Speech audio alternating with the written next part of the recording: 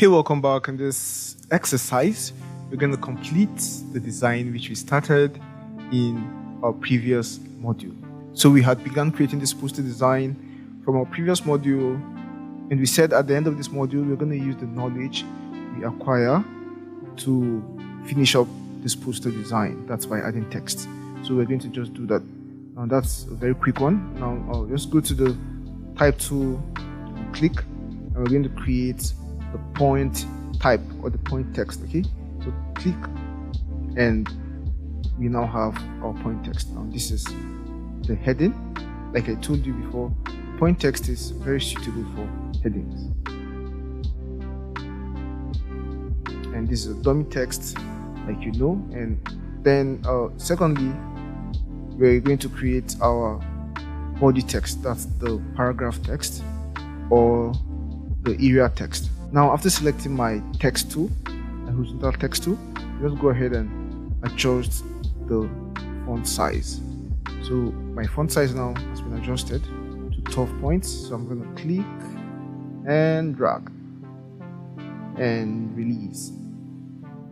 Okay, now we see that this all caps option is selected here, but I don't want that, so I'm just going to select this. So we now have our text in small letters. So I'll just make this bigger, maybe increase this to 14. Okay, so this is perfect. And maybe change the color to white. Okay, and I don't want this to be black, so I'm going to make this bold. Perfect. And basically we are almost done. Maybe we should just give this a text wrap.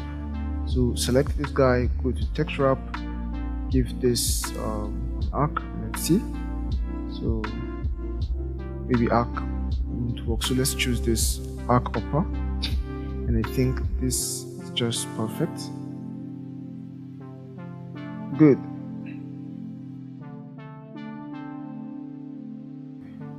And yeah, we have our heading looking perfect. Now we can just maybe edit the heading. Let's say best men's shoes. So it's more of a poster design advertising the shoes, right? Best men's shoes.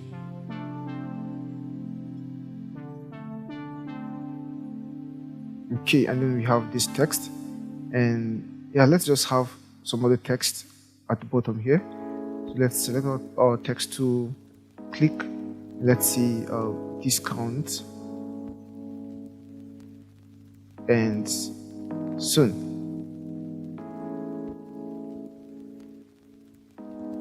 And give this 18.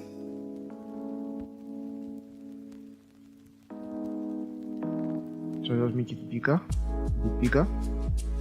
Perfect. And then I just want to create more space here. So what I'll do is select this guy, hold down shift, select my star tool, or rather my star. That's the one inside, select the one outside, and then I'll just use my keyboard direction keys, holding down shift to move these upwards, a bit upwards, or a bit to the top, and then move our text a bit to the top also. Now for our body text, I'm going to give this a centralized paragraph. So this is perfect, and for you, I'm going to give you blue color. Perfect. And maybe we should make this color a bit brighter because it's under a blue background.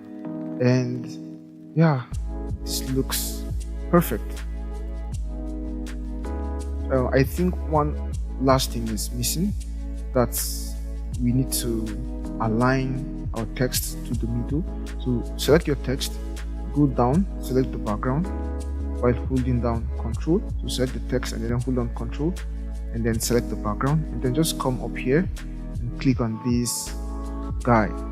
So it's going to align our text to the middle. Okay, I'll do same for this one. Select the guy, hold down control, select the background, and click here. It has aligned our text. I'll do this for this last one. So one last thing I'll do is just save our image. So come to File, Export As, or maybe I should just do the Save As method. So Save As, and then save this as JPEG. Okay, and okay, and let's just go back to our folder, and yeah, this is now our design. Looks absolutely incredible, absolutely stunning and simple. So with this, we've come to the end of our exercise and our video, and of course our module. So see you in the next one. Bye. In this module, you'll learn how to crop and straighten images in Adobe Photoshop. Kindly download the attached project files for this module before you continue, and please reach out to me via message or in the Q&A section if you have any questions. I would love to make this course a 5-star experience for you. See you in the next video. Hey guys, in this very short module, we're going to be covering image cropping and image straightening. So these are very basic stuff, but also very important. So just go ahead and open. So I'm going to click open, and then go to the folder on cropping and straightening in Adobe Photoshop and bring in these two images. Okay, so what's cropping? Cropping is basically cutting your image. Okay, maybe you have some redundant or unneeded details which you do not want to be parts of your image, or maybe you want to print your image in a particular size, so you might need to crop it to that size. So that's cropping for you. Now this is the tool we use for cropping. This is the crop tool. So when you just click the tool, you are now given this controls, right? This 1, 2, 3, 4, 5, 6, 7, 8, 9 controls which you can use to crop the image. When you select the crop tool, you get this properties bar changed, and then we have options that are related to cropping an image, right? Now when you come here under ratio, you're going to see different options. Now ratio, if you leave it under ratio, you'll be able to crop this image to whatever shape or whatever size you want to crop it freely, get without having any problems. So you can just crop, and let's say we want to have this image this size or like this. We want to crop out these places or these parts of the image. We can just do that and then click OK, and now we have cropped our image basically that with this crop option, with this ratio option. Okay, and I'm just going to undo my cropping, and then come and try other options. Now if you want to use particular width and height sizes, you could use this. You could use this option, and then you'll be required to type in the width and the height. And now this is the width and this is the height. You can see the height is 768 pixels and width is 1366 pixels. So you could edit this. Let's say we want this to be 800 pixels, and let's just say 1000 pixels. You get, so as you can see, we are basically cropping our image, right? Now we can click OK. Now we have our image cropped. Perfect. So let's hit Ctrl Z, and now we're back. Now we also have these other ones which enable us crop to specific sizes. So we have 1:1, which is a square. Yet now you see it. We have this one which is 4:3 or 8:10, and so on and so forth. Now we have these ones which give us the ability to crop our image to particular sizes. So we have 4 by 5 inches and 300 ppi. We have 8.5 by 11 inches and 300 ppi also. So you see these are different presets. Now depending on what you want, let's say you're a photographer and you want to print these images. Now these are kind of standard sizes based on normal printing for photography. Get, so this could come handy.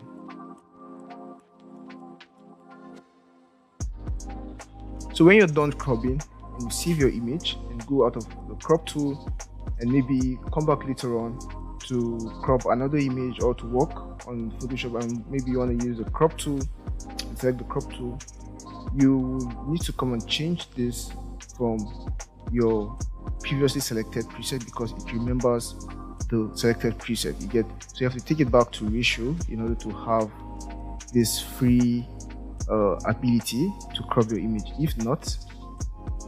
If not, you won't be able to have this free ability to crop your image you get. So you have to always take it back to ratio, and then yeah, you are now able to crop your image like this. Now you see it's not cropping freely because it's not on ratio, it's on this. So let's take it back to ratio, and when we take it back to ratio, let's clear. Now if we take it back to ratio, we will need to clear the previous dimensions. If not, it's going to lock the dimensions you get. So that's why I was unable to still edit it freely even after taking it back to ratio. Now I've taken it back to ratio and I've cleared the locked dimensions for height and width, and right now I can now edit the heights and widths freely. So that's that about cropping. And we also have some other features on the cropping which I want you to know. Now, apart from just cropping freely and cropping with fixed sizes, we also have one thing which is called delete cropped pixels. Now, if you have this delete cropped pixels on and you crop, Photoshop is going to delete the cropped pixels. That's the unneeded parts. So parts like this will now be deleted. So if I do OK and then try to move this layer, let's say I unlock this layer and try to move it, you can see that all of the parts have been deleted. You get it? So that's one other thing you should take note of. Now let's Ctrl Z, and then let's uncheck this guy. So let's uncheck delete crop pixels. So if this guy is unchecked and we crop it and finish, now we're going to see that we still have the other parts of our image which we cropped, okay? The unneeded part we still have, and we can just use them later on if the need arise, okay? And yeah, so that's that for cropping. And okay, let me just undo. I think there is one more thing I need to show you before we go into straightening our image. Now the last thing I need to show you is what we call content aware fill. So let's just unlock our layer here and choose our crop tool. Now we have what we call the content aware fill. Let's say we want our image to be bigger, but we want to crop it like this. So presently it's set to transparent, which is default, and if you do this, this is what you just get, okay? But let's assume we do not want that. We want to actually have Photoshop fill the space for us. You can do that, and all we need to do is to now come here and select content aware fill, and then do our cropping. Now you don't want to do it too much, okay? It shouldn't be this big because it's going to start acting weird. So you can just make it this big probably, and then click OK.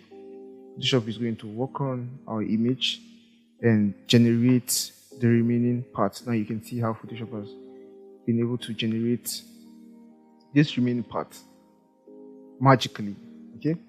So that's for content aware fill. Now, in some images, you might not have it this perfect or this clean, but there are even better ways to do that, to do this content aware filling. And we're going to learn some of these other methods in later videos of the course. So we have our cropped image, perfect. So with this, we've come to the end of this video, and in the next video, we're going to work on straightening our image. So see you in the next video. Bye. Hey, welcome back. In this short video, really short video, we're going to learn how to straighten our image. Okay, so what do I mean by straighten our image? So let's go to this one.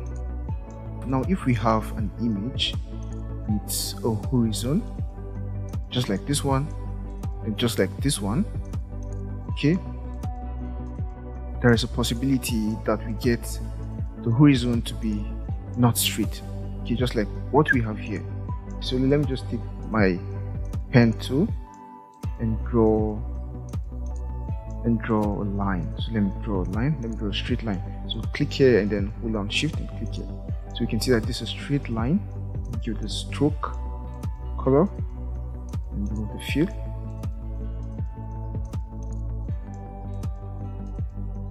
Okay, so we can see that this is a straight line. So our horizon is supposed to be at least this straight, but we can see that the horizon here is from here to here, so it's not straight yet.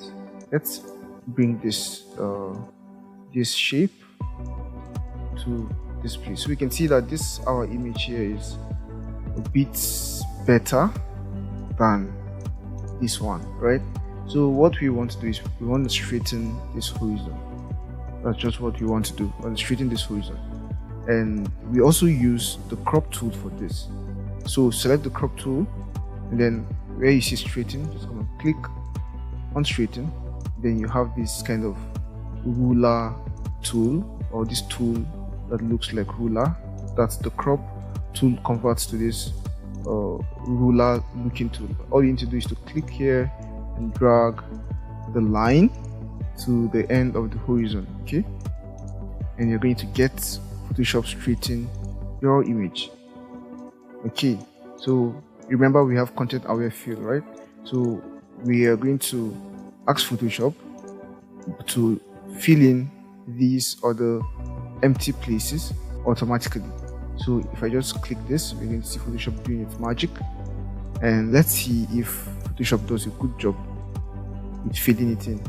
So you can see Photoshop did a really good job, an incredible job in fact, by straightening our horizon and also by filling in the space.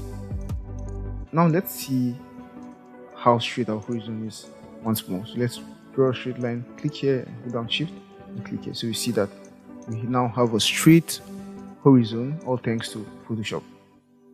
Okay, so that's that about straightening your images. That's it about straightening your images. This one doesn't need straightening really, but even if it did, we could still use our crop tool and straighten it. So we could just straighten, say, from here to here, like this. Yeah, now it's straightening it. And if we have content aware fill selected, we can click it and Photoshop fills in our image. Okay, that's that about straightening our images in Adobe Photoshop. And see you in the next video. Bye. You'll learn about smart objects and what they can be used for in Adobe Photoshop. Kindly download the attached project files for this module before you continue, and please reach out to me via message or in the Q&A section if you have any questions. I would love to make this course a 5-star experience for you. See you in the next video. Hey guys, welcome back. In this video, we're going to learn about smart objects in Photoshop. So go ahead and create a new project, and let's use our 8x8 inches preset, hit create. And now I just want you to go ahead and open an image. Okay, so go to your folder on smart objects, that's 08 smart objects in Adobe Photoshop, and select smart objects, select this image of father and daughter, and open. Okay, so I'm going to bring my image into this place. So I'm going to click and drag and drop. You can see that my image is very large, way bigger than my work area. So what I'm going to do is just scale it down. Now I want you to observe something. Now I just want you to kind of observe the quality here. We see that this image is quite high in quality. It's quite high in quality. You can zoom in to see for yourself. So I want us to scale this image down. and not just scale it down, but really scale it down. So I'm going to hold down Alt and scale my image down to this place. So I just completed my scaling, and now let's select our image once more and maybe scale it even further. Okay, and then select our image one more time and now scale it to be bigger, maybe not as big as it was before, just this big, and click. Now you agree with me that our image has lost quality. In fact, our image has totally been destroyed. We can't see the details, we basically can't use this image anymore. Now what happened to our image? You see, Photoshop is a pixel software, and when you scale images or shapes or whatever, you're going to be reducing the quality. You're going to be reducing the quality, just like what we saw here. So we can't use this image any longer because our scaling has reduced our quality. Maybe if we wanted to use it in this size, maybe it can work, but we can't use it to this scale any longer because our image has totally lost the quality. Okay, now that's what scaling can do to our images. And what's the solution to this? That's where smart objects come in. Now let's go back to our smart object image, click and drag and drop. Okay, so now we have our image back, and I want you to just do one thing.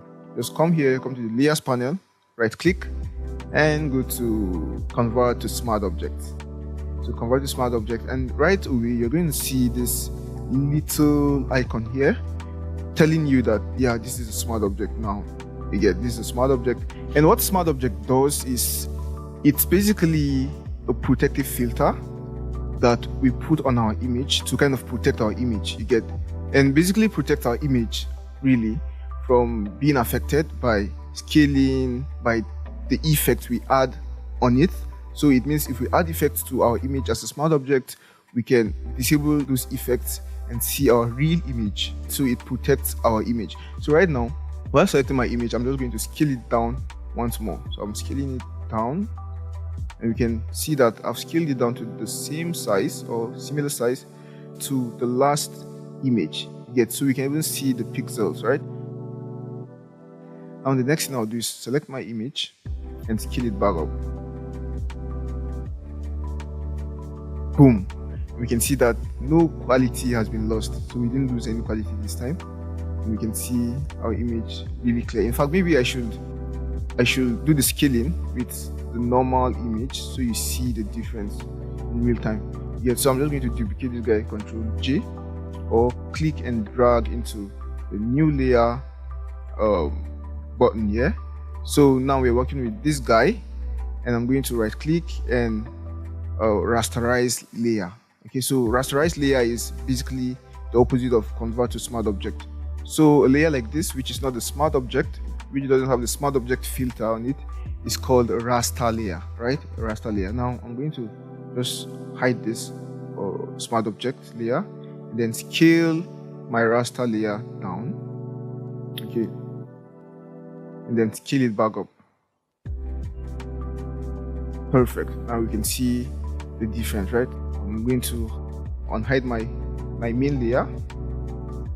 Now you can see the difference in real time. You can see the difference in real time. Perfect. So that's what smart object does. That's one of the things that smart object does for us. What else can we do with smart objects? Now let's just scale this guy down and see one other thing we can achieve with smart objects. Okay. Now I just want you to come to the thumbnail and just double click on this smart object thumbnail. Just double click on it, and it's going to open a copy of our image with the name layer 1. Now I'm just going to add some graphic to our image. So let's take this tool here, that's the rectangle tool, and just create a square. Okay, and then let's give it a color. Let's give it this color. Okay, let's create another one, have it here, maybe make this one smaller. Create another one, have it here, maybe change the color. Okay, let's give it this color, and maybe change this color to green. So I'm just trying to add these graphics to differentiate the original image from this modified one. So what I'll do is press Ctrl S, that's shortcut for save on my PC, and now I've just saved this image. Now when I go back to my guy here, we can see that these changes we've made have been updated to our image. They have been updated in our image. Now we can't select them because they are a single image, a whole image, but we can go back here and make even more changes. Okay, let's see, we want to maybe change the color of this one here, and even make it maybe a little bit transparent. Okay, and save. And we'll go back, we'll see that it has updated. So that's one thing you can do with smart objects. Smart objects are used in graphics a lot. They're used in branding materials like mockups. Okay, and we're going to learn how to use mockups and even create mockups, I think, in a further module in this course. But if we don't do it in this course, we are doing it in the advanced course.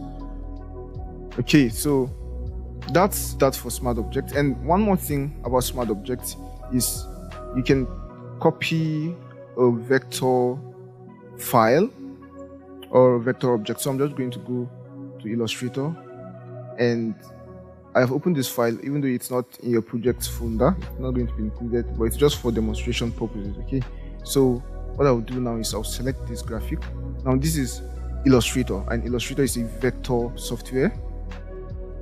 Now a vector software enables you to create graphics without losing quality. So no matter how much I zoom into this image or this graphic or this illustration, I will never see the pixels. I'll never see the pixels. So it will never pixelate. So it never loses quality as far as it's a vector object. So I just selected my drawing here, or my illustration here. Now this is a project from our course on Illustrator, my course on Illustrator. So I'll just go to File, or rather Edit and Copy. Okay, so I've copied this guy here and go back to Photoshop and paste, Ctrl V. Now we're going to see this option here, which asks us to paste it as either a layer. Now if you paste it as a layer, it's going to paste it as a raster layer. So it means it can lose quality. But we can paste it as a smart object, and it's going to behave like a smart object. We can paste it as a pixel, we can paste it as a shape layer, as parts. You get? So we don't need all this, we just need to paste it as a smart object. So okay. And now we see that this is our smart object thumbnail once more. And yeah, it's a smart object now. We can scale it down.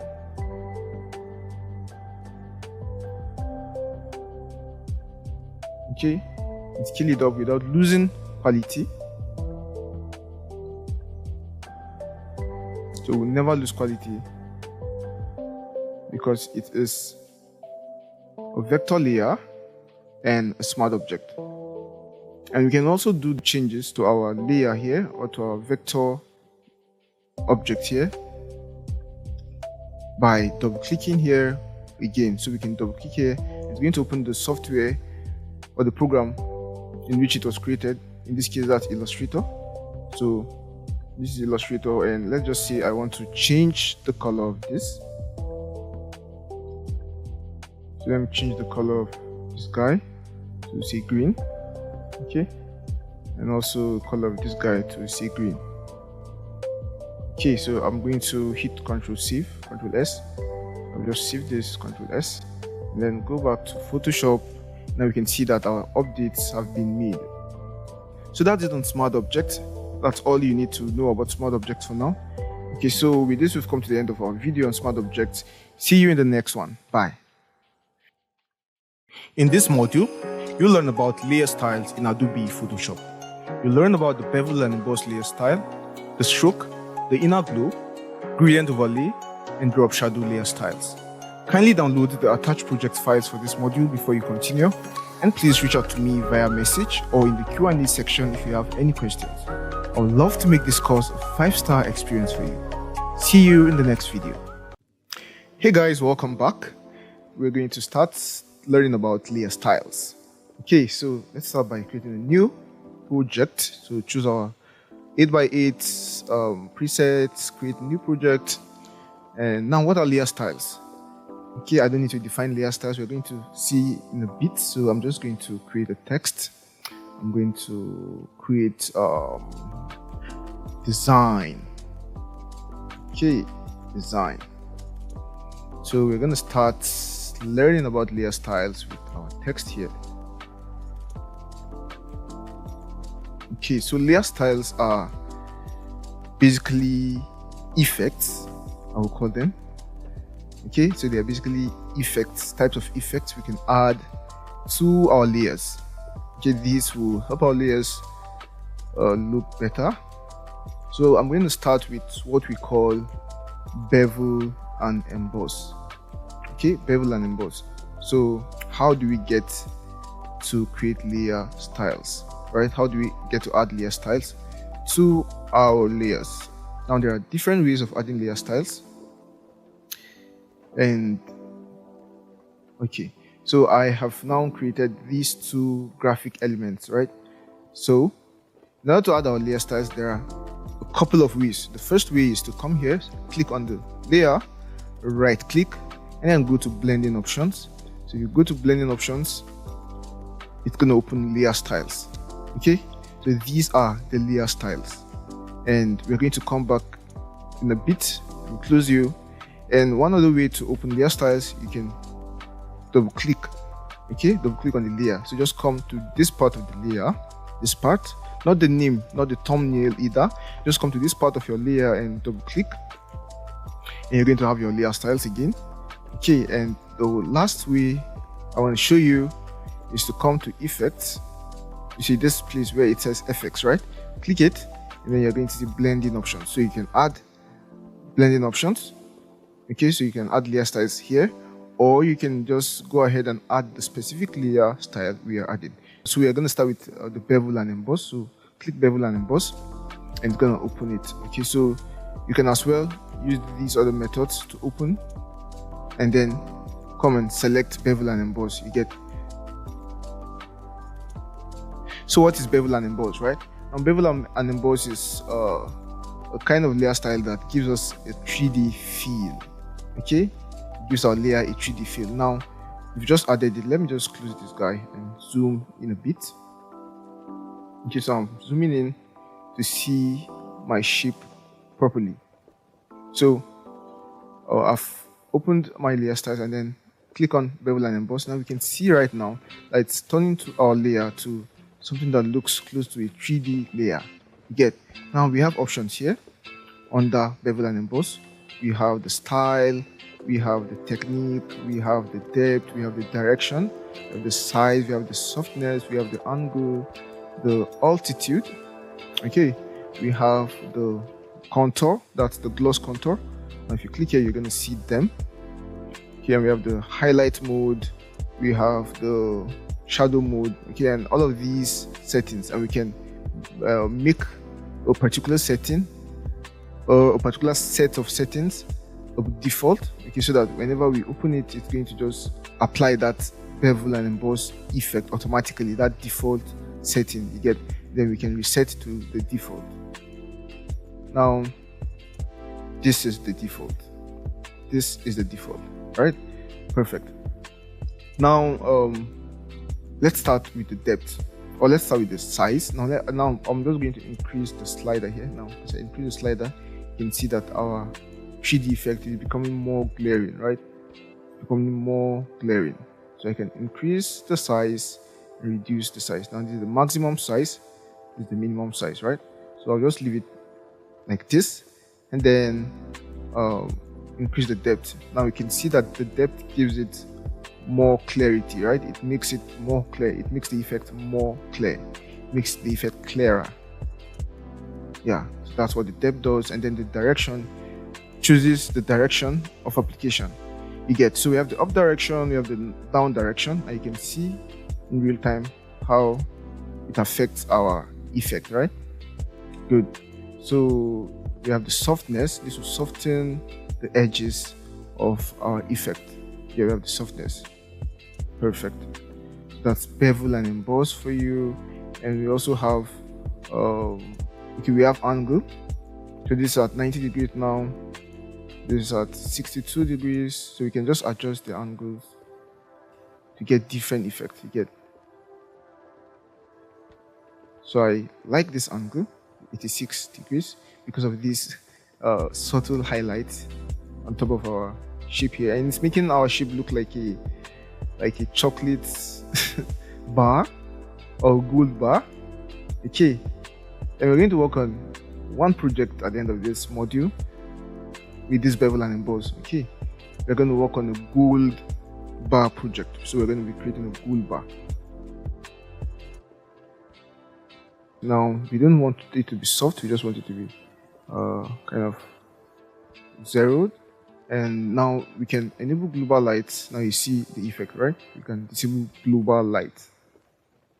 And then the altitude, let's make this 100 and see. We can see the altitude. It's supposed to be between 90 and 0. So let's make this 0. Let's make this 90. We can see that as I lower my altitude, our highlight also spreads. Okay, the highlight we just got here, the subtle highlight we got here. So I'm just going to make this say 61. Okay, perfect. Now we have the gloss contour, and I'm just going to go through them so that you see the different effects you can get. Okay, so we can see that this gives us this effect, this gives us this effect, this gives us, okay. So you can go play around with the settings and see what you get. Okay, perfect. So I'm just going to leave it at this. And if you click here, you can actually edit your mapping. That's the mapping for your gloss contour. So if I click here, it's just like the curves, those ones we looked at when covering color correction. So you can basically manipulate this just the way you manipulate your curves effect. Okay, so that's basically it. You can just add points and see different effects you come up with. So you can also choose presets. We have the linear, we have the cone, we have the cone inverted,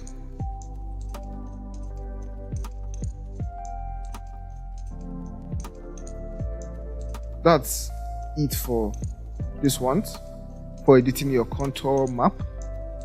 And we have the highlight mode. Now these are basically the modes in which your highlight blends with your layer. Okay, now your highlights are the white. Now as I change the highlight color, you can see that the white part is changing, right? That this really subtle white part, and that's the highlight you get. So this blend mode, even though we've not looked at blending modes, which we are definitely going to look at in details, this blends our highlight to our layer. Okay, so you can change the blending mode. Let's see darken. So we see what darken does. Multiply, but we don't want it to be that. Yeah, so it was in screen, then this one was in screen, and then this one is multiply. You get. So we are definitely going to learn about blending modes, and you're going to understand this whole thing better when we do. But for now, you just want to keep this as screen, and then keep this as multiply. And then when you lower the opacity, you see that the white disappears, right? I mean, increase it, we see that the white becomes more and more glaring. And so also with the black, or with the blacks. Okay, so 50 will do. Same also 50. And of course, this place is where you can change the color of your highlight, right? Maybe you want your highlight to be a little bit closer to the reds. You can do this. Okay, it's going to give you that effect, but we don't want that. And same also with the shadows, but we don't want that. And finally, about the styles, we can change the style, and this is just what you get with the styles. You can choose outer bevel, in case it's going to bevel it outwardly. We have inner bevel, we have emboss, we have pillow emboss, and this you can just play with these settings. And we have the technique, we have the smooth, we have the chisel. Yeah, so we get this really sharp look with the chisel. This really sharp look. Okay, this might want to increase our opacity for the white so that it shows more. And we might want to change our blending, rather our gloss contour. Okay, perfect. So that will be, now this looks just like a gold bar. If you agree with me, it looks just like a gold bar. So we also have this guy here. It's called the texture, the contour. On this contour, we add this effect. You can see what it does, right? We are able to choose other contours. So it adds more detailing to our contours. And look at what we get. Okay, perfect.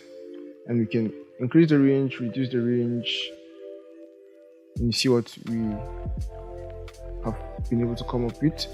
And we also have this, which it's called texture. So it adds texture to our object. Now there are lots of textures.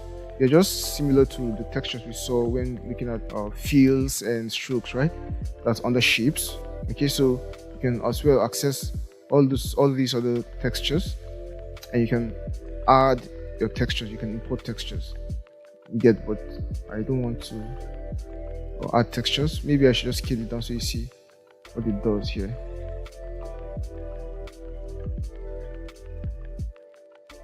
Perfect. So uncheck contour, uncheck texture, and this is it. This is just what we want to have. So okay, and perfect. Now let's try adding our bevel to this guy here. Okay, but what we want to do now is copy this bevel effect onto our text. So we don't want to just add it directly. We want to just copy this guy. So what we do is select the layer, right click, and then come here where it says copy layer style. So you copy layer style and then come here, right click and paste layer style. Now this doesn't work on text. It seems it doesn't work on text, but it works on other objects, right? So we can right click and paste layer style. So it doesn't work on text, it only works on shapes. Yeah.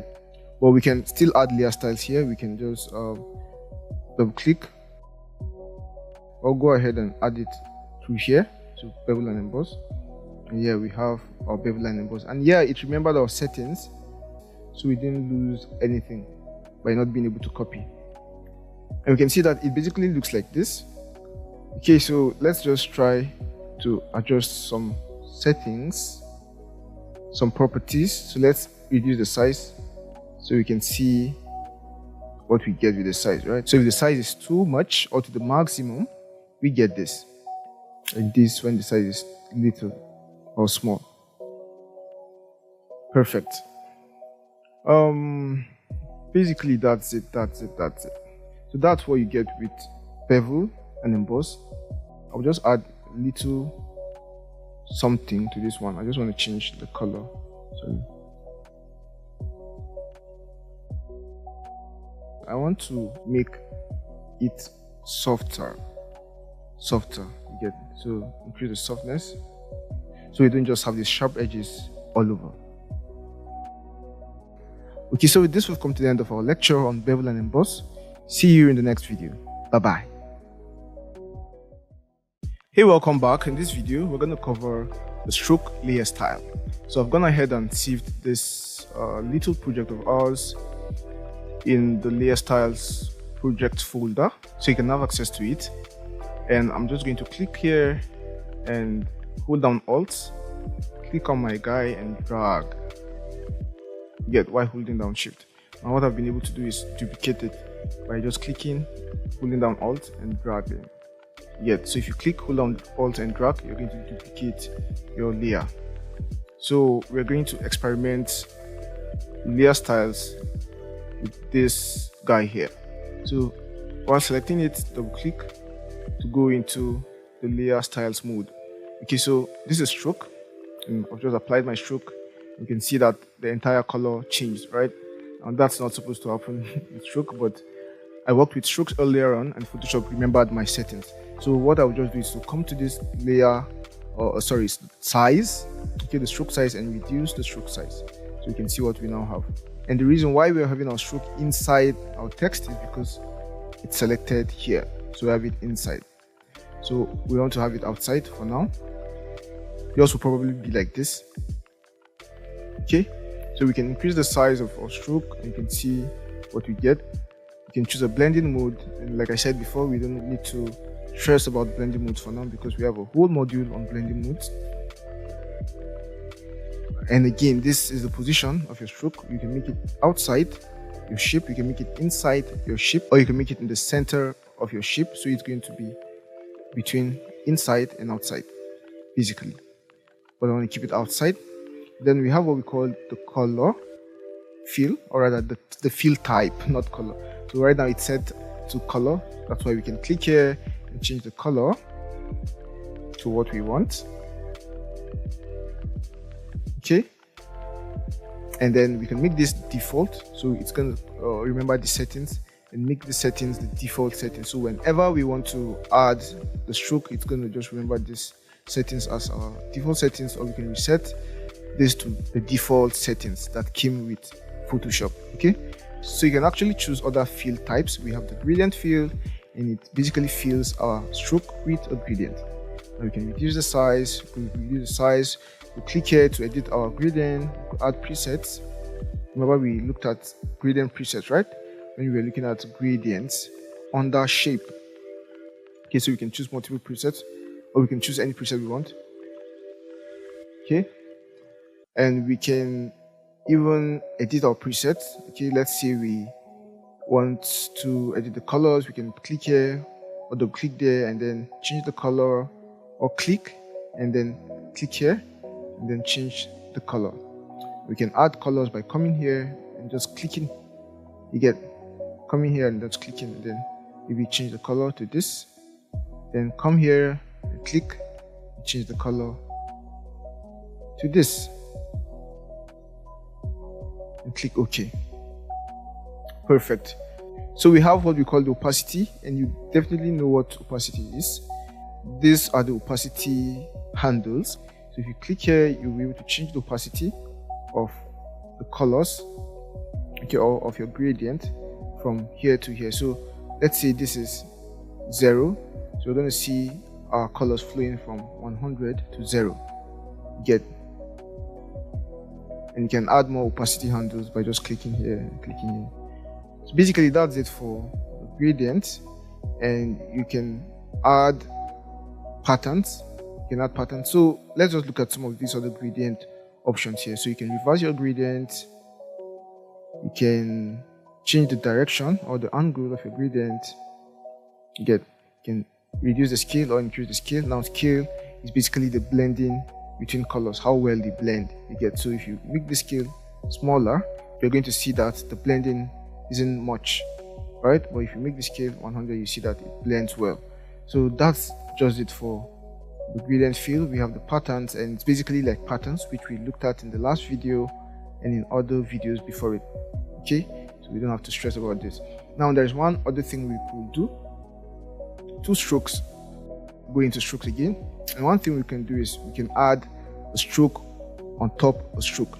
So just click on stroke, and then where you see this plus, just click it, and now we have a second stroke. Now this guy is the one on top and this guy is the one below, just like how the layers can be structured. You get. So we have layers of strokes. So it means this one is going to show first before this guy. Okay, so we could just select this guy and make it bigger so that it appears behind the one in front. So when I change the color, you see that it appears behind the first stroke, right? So I might want to change this to gradient 2, but maybe different gradient, maybe blues. maybe one of these presets on the blues, and then have this guy to be on the reds. Okay, so that's the way to add multiple gradients to a layer. Okay, and there is one way to copy between layers, that's to copy effects between layers, and I showed you the first way before. And one other way to do it is to just come to the layer, and then come to the effect, and then hold down Alt on your keyboard, and then click your mouse or left click your mouse and drag it to the new layer you want it, and then release. So you can see that we've copied this guy here, that's the one outside, the stroke outside, to our layer here. So that's basically how to copy, or that's basically another way to copy your layer style. Okay, so that's that for our strokes. In the next video, we're going to look at the inner glow layer styles. See you in the next one. Hello and welcome back. In this one, we are learning about the inner glow layer style. So I'll just duplicate my layer here, or my shape here. So duplicate my shape, bring it down while holding down Shift, and then zoom in a bit.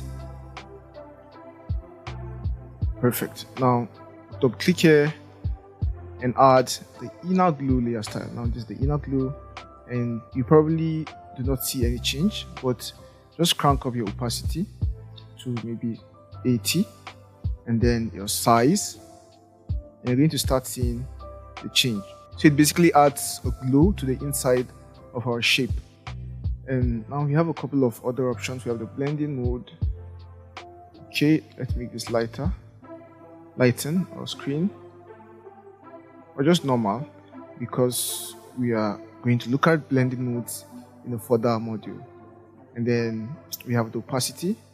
And opacity, of course, you know what it does. It reduces the visibility of our effect. We have the noise. We can increase the noise, and you can see what we get. It adds noise to our glow. We have the method. We could choose this or choose this. This is the perpetual method. Then this is the linear, and that and that. You could just experiment with this to see what you get. Now we can change the color. Maybe you want your glow to be a bit to the red side. You just adjust the color like this. And then we have these other settings, but I'm not going to look at every other setting. I'm going to just adjust the size and the choke. Okay, so you see this is what they do. And success with most of these effects basically comes with you just going in and gaining experience for yourself. So just go in, adjust the settings to see what you come up with. So we have the size, we have the choke, and I'm just going to reduce the noise so we see the effect even more clearly. Now we can increase the size, you may believe it, just this big. And then now we have the contours, and they're similar to the contours we have on the bevel. So they give us this really cool looks. Okay, so basically guys, that's it for the inner glow. That's what it does. It adds glow to the inside of our shape. We also have the outer glow, which does the opposite, which adds the glow to the outside of our shape, and it's basically the same thing. You get basically the same thing. The outer glow will not show here unless I give it a black background. So let me just do this.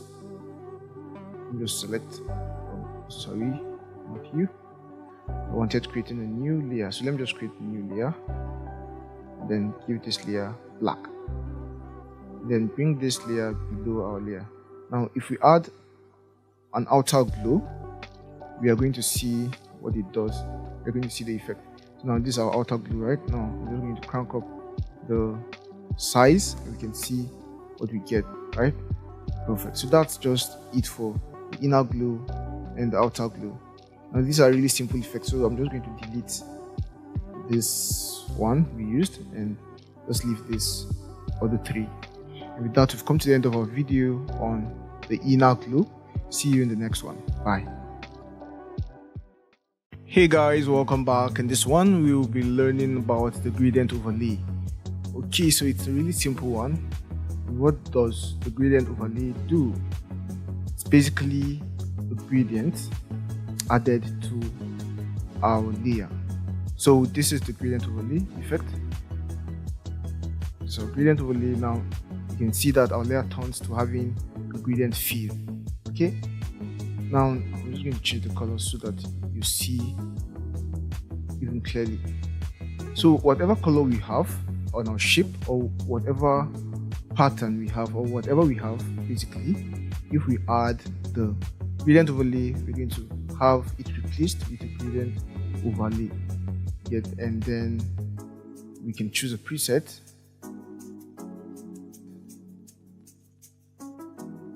And edit our preset just the same way we edited this gradient fill, which is here, right, which we used for this design type. So we can make the scale lower, which will kind of show our demarcation, our color demarcations very well, or we can blend it by making our scale bigger. And we also have the rotation, or rather the angle, like we saw before. We have the blending mode, which of course we're going to look at in a further module. We have the opacity. Now the opacity blends the gradient, or the gradient overlay, with our original color. So as I reduce the opacity, we see that we are getting more and more of red, more and more of red. And if I make it 0, we see that everything turns to red, right, or maroon in this case, because we have reduced the opacity. And we can reverse our gradient overlay. We can align with layer. You see the effect it gives us. And method, we have the classic, we have the linear, perpetual, and then we also have the style. Now we can choose the linear gradient. Now this is the linear gradient, right? Basically gives us a linear blend from one color to the other. And we also have other ones. We have the radial, it gives us this. Then we can reverse to get the opposite arrangement of colors. And we have the angle, it gives us this. Okay, we have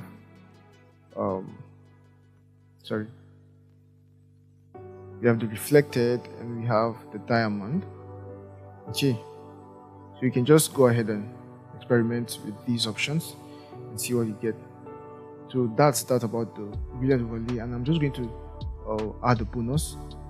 That's the color overlay. Now the color overlay replaces our color with another color.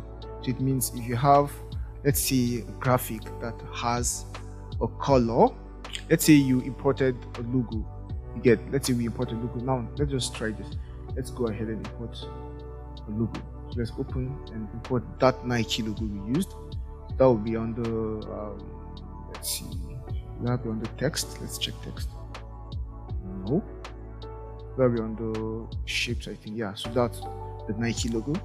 So you could have a logo like this. Now I'm just going to bring it here. Now this is our Nike logo, and like this logo we can just click here and add a color, right? Because this is a raster layer, so it's like a normal layer here, just like this. So we can click here and add a color. But we can add a color overlay. Now a color overlay will enable us to change the color of our logo. So you can see we've changed our logo to a red Nike logo. Perfect. So that's what the color overlay does. And we can also add the gradient overlay to our Nike logo. So let's add the gradient overlay. Let's basically hide our color. Okay, perfect. So you see we've added the gradient overlay and the color overlay to our Nike logo. I just brought the effect to this layer. That's a mistake. So that's it for these guys. And as you can see here, we can add more, right? We can add an extra gradient. We'll add an extra gradient, and we could blend them. We could blend the two gradients together. So that will be it for this guy. Delete this guy. Let's just keep the Nike logo in the project file and hit Ctrl S for save. and see you in the next one. Bye.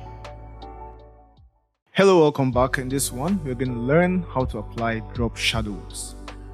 Okay, so I'm going to select my layer 1, which is my Nike logo, which has the gradient overlay applied on it, and hold down Alt, click and drag to the right hand side while holding down Shift, okay, so that I duplicate it to the right hand side on a straight line.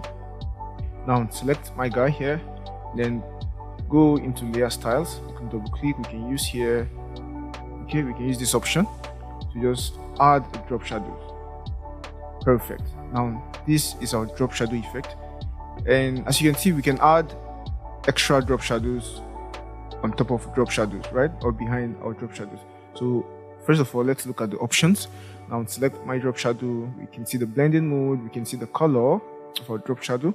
Then we can change all of this. We can change the opacity of our drop shadow, we can change the angle of our drop shadow, and if you change the angle, it affects the angle of every other effect which you add here.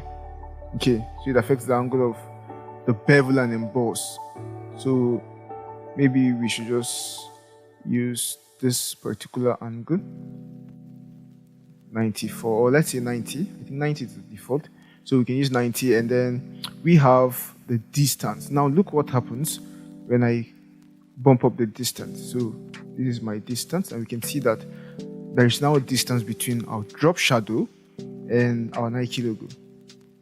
We can increase the spread to make it even spread bigger, okay?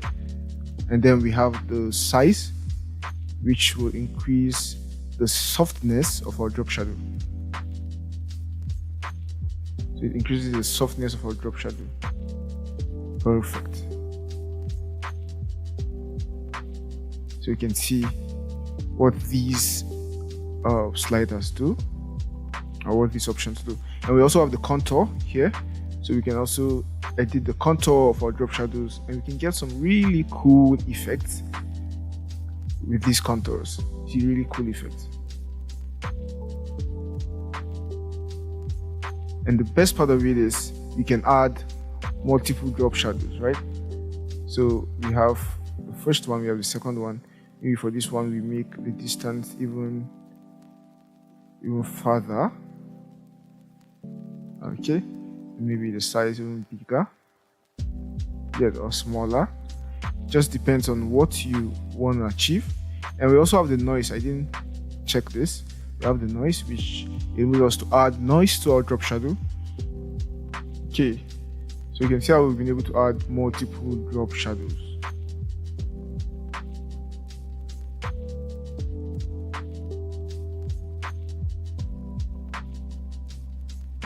And just like we saw in the bevel and emboss, we can also edit the contour map of our effect here. Okay, and edit the contour map for effect. So maybe change this color to look like this. And yeah, that's it for our drop shadow. And I want to show you one more thing we can do to our effects. Now, while selecting our guy here, just come to your effect. So just click on your effect. So click on your effect. Let me click on my drop shadow effect. And now we see options, right? We see options. Now these options, like this one, shows us which effects are applied. Okay, so we have the gradient overlay, we have the drop shadow, and then we can copy, we can paste, we can clear. So these are really simple things which we have looked at in previous videos, but we didn't look at this guy here. Now this guy, create layers. Now if I click create layers, it's going to ask me some aspects of the effect cannot be reproduced with layers. So what this does is it basically reproduces the effect on a layer. Okay, so we can click OK, and now we have our effect on a layer. Now we can see that some of these can get confusing for you because we've not covered clipping masks. But what it did is, what Photoshop did is, it basically clip masked this gradient layer to the logo, and then added these other ones below. Now these are the layers for our drop shadow. Okay, so I'm going to just do a simple one so you see. So I'm just going to undo this to have our effect back. I'll just maybe select everything here, scale them down so that we have this, right?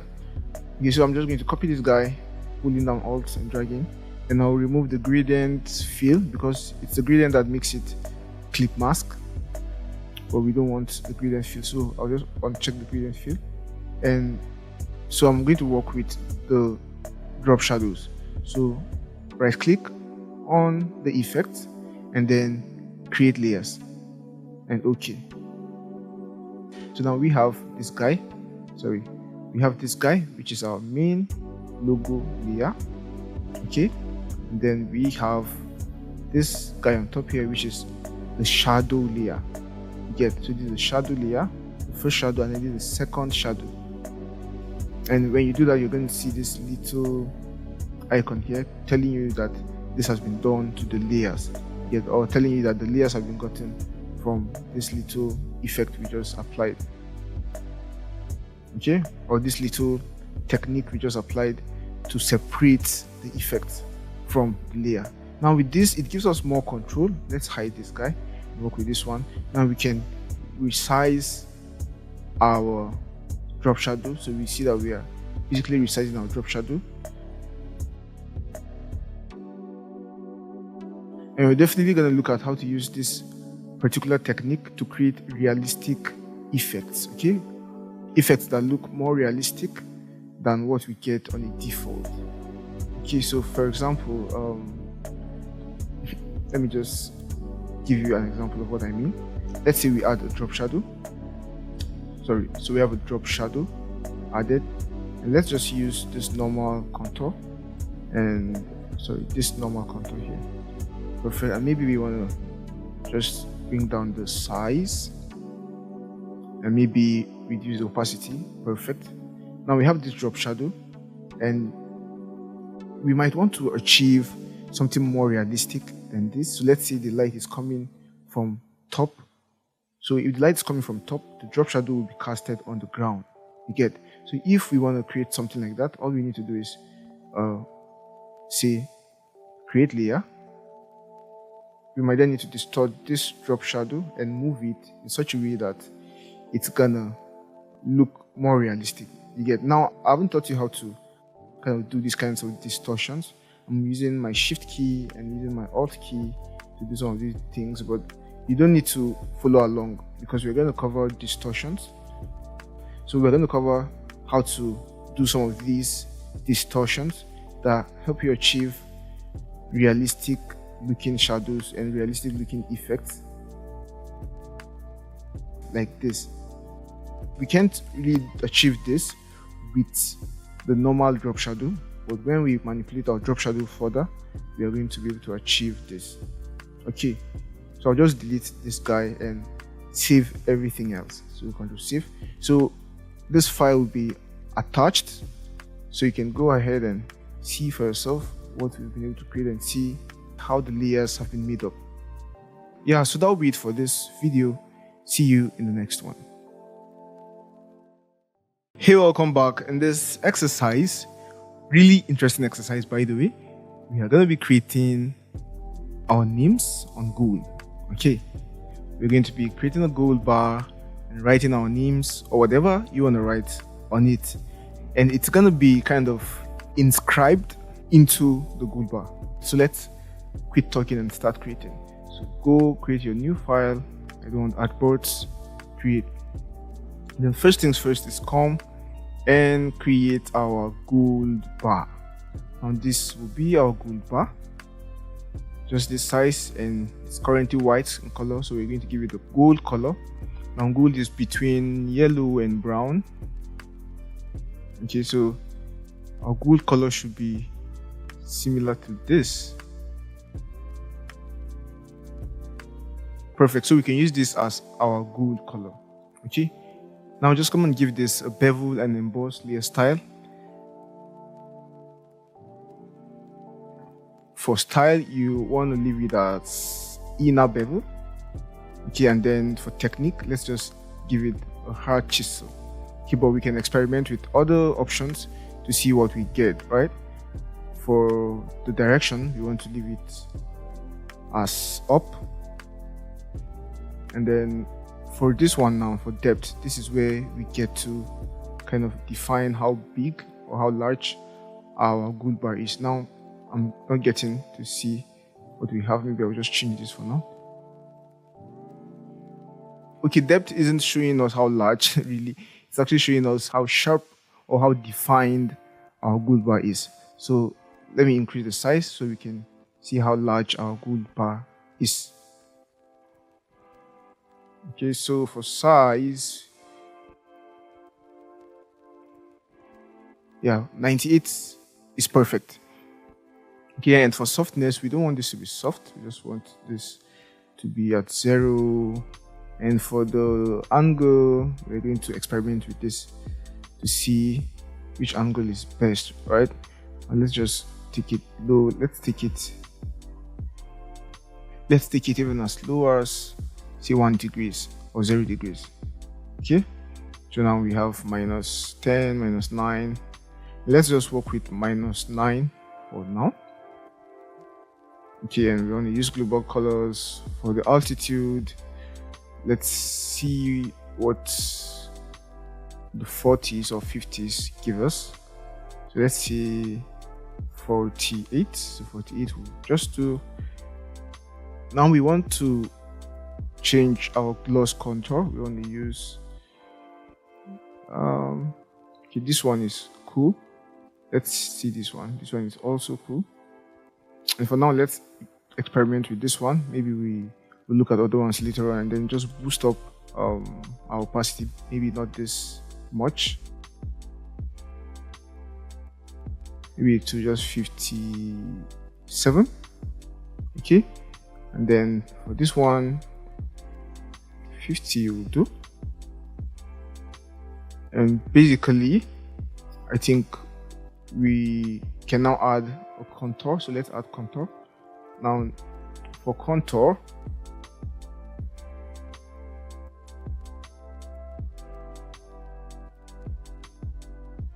we can leave our contour like this, but this doesn't look like an ideal goal bar because yeah, it just doesn't look like an ideal goal bar. So let's try other ones. Let's see this guy. Okay, so I'm starting to get what I want. Let me reduce this contour. Okay, so I like what I've got here. Gives us this really cool looking detail here on top. And yeah, I want to work with that. Maybe just make that a little bit smaller. Okay, and for now, I think I like what we have. Okay, so I'm just going to click OK. And then go ahead to create our text. Just take your text tool, click here and type in what you want. For me, I changed my mind. I'm just going to type gold. Or you can write whatever thing you want to write. So gold for me will do just well. And then you want to change the color to this color.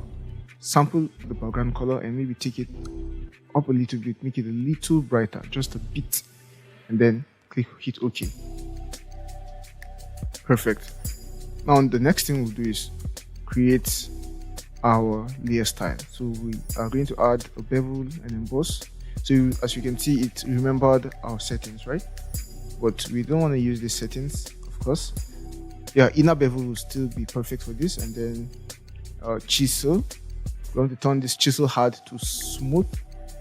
Okay, so smooth should do. And then we want to really reduce the depth here.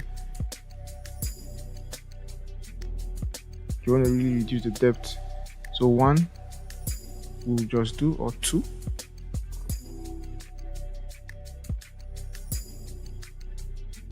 Because I pressed enter on my keyboard, everything just closed, right? So you want to go back and continue adjusting other settings. Now, as you can see, my sizing is already giving me that kind of inscribed effect. Now as I increase the sizing, we can see that we are already getting that look.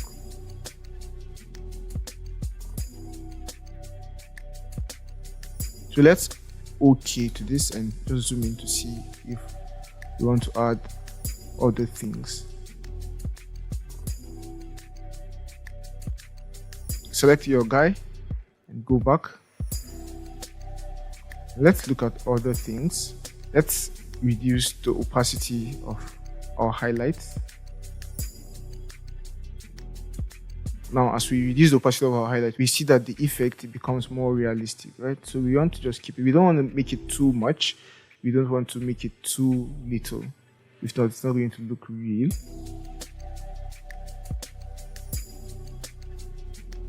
This is also good. This is good.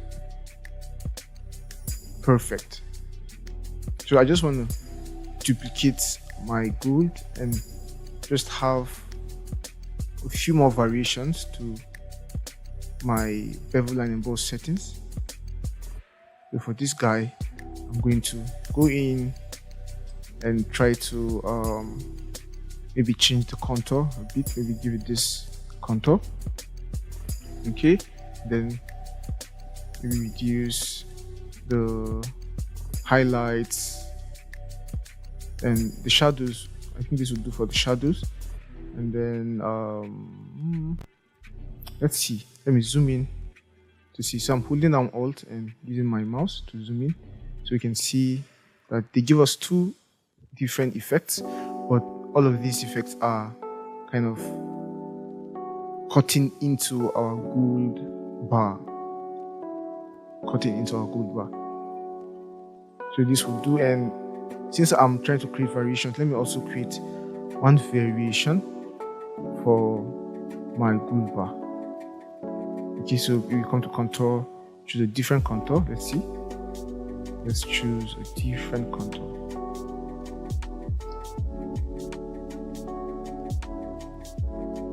So you see, this contour gives us nice details too. But let's try another one.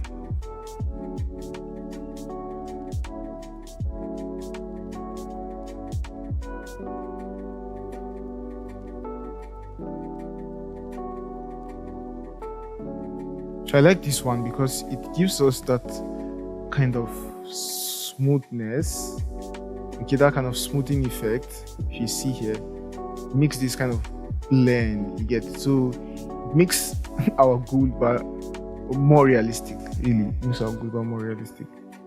So maybe we want to do it this much, and then enter. Yeah. So that's it, guys. We've been able to write our names on gold, and you can go ahead and change the text if you want,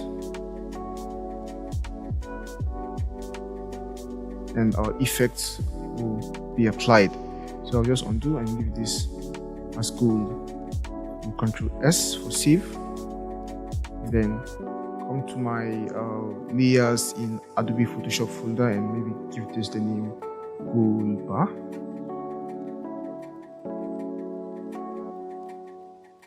And save.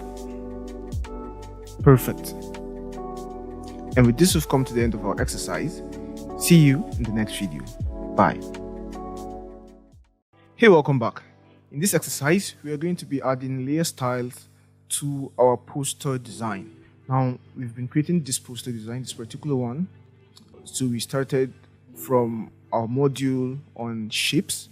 So we added shapes to our poster design. We added the logo, we added the image, and then on our module on text, we added the text, right? So in this video exercise, we're going to be adding some layer styles to our poster design. So go ahead and open your poster design.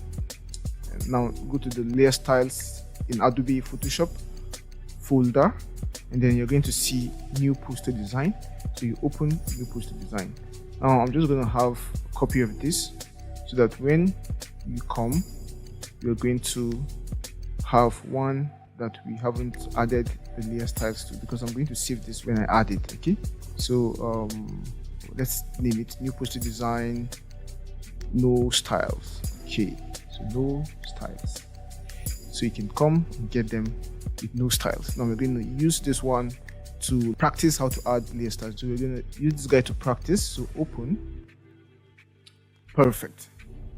Now there are a few things we can do here. We could just add a stroke to this guy. So best men's shoes. So we come here and add a stroke. Perfect. And we see that we still have it inside this time. So let's just choose outside. Let's reduce the size and let's change the color. Let's give this a white color. No, white color wouldn't work. Let's give it this color. Okay, this shade of blue, so that it doesn't blend with the background, but it still stands out. Okay, and if we wanted, we can choose a gradient. Maybe we should choose a gradient. Let's choose a gradient. So let's give this gradient, one of these gradients, this color. Okay, and then the other one, let's give it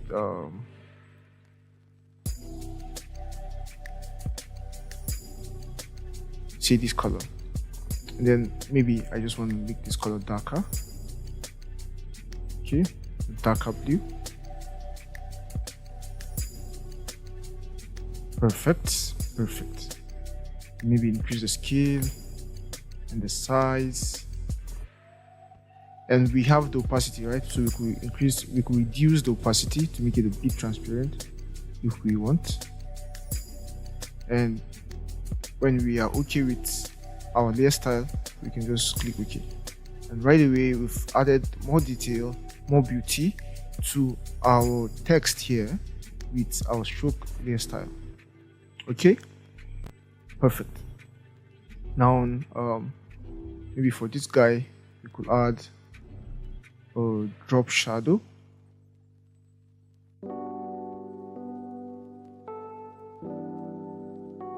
Okay, so this looks quite subtle. Sorry, just undid.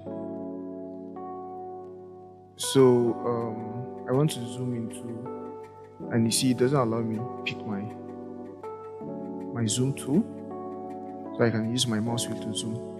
So you can see it's subtle, quite subtle, but makes our text stand out even more. Maybe increase the opacity a bit. Perfect.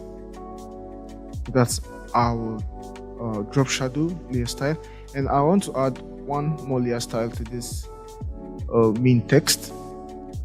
Now that's the bevel and emboss, but I want to really reduce the depth.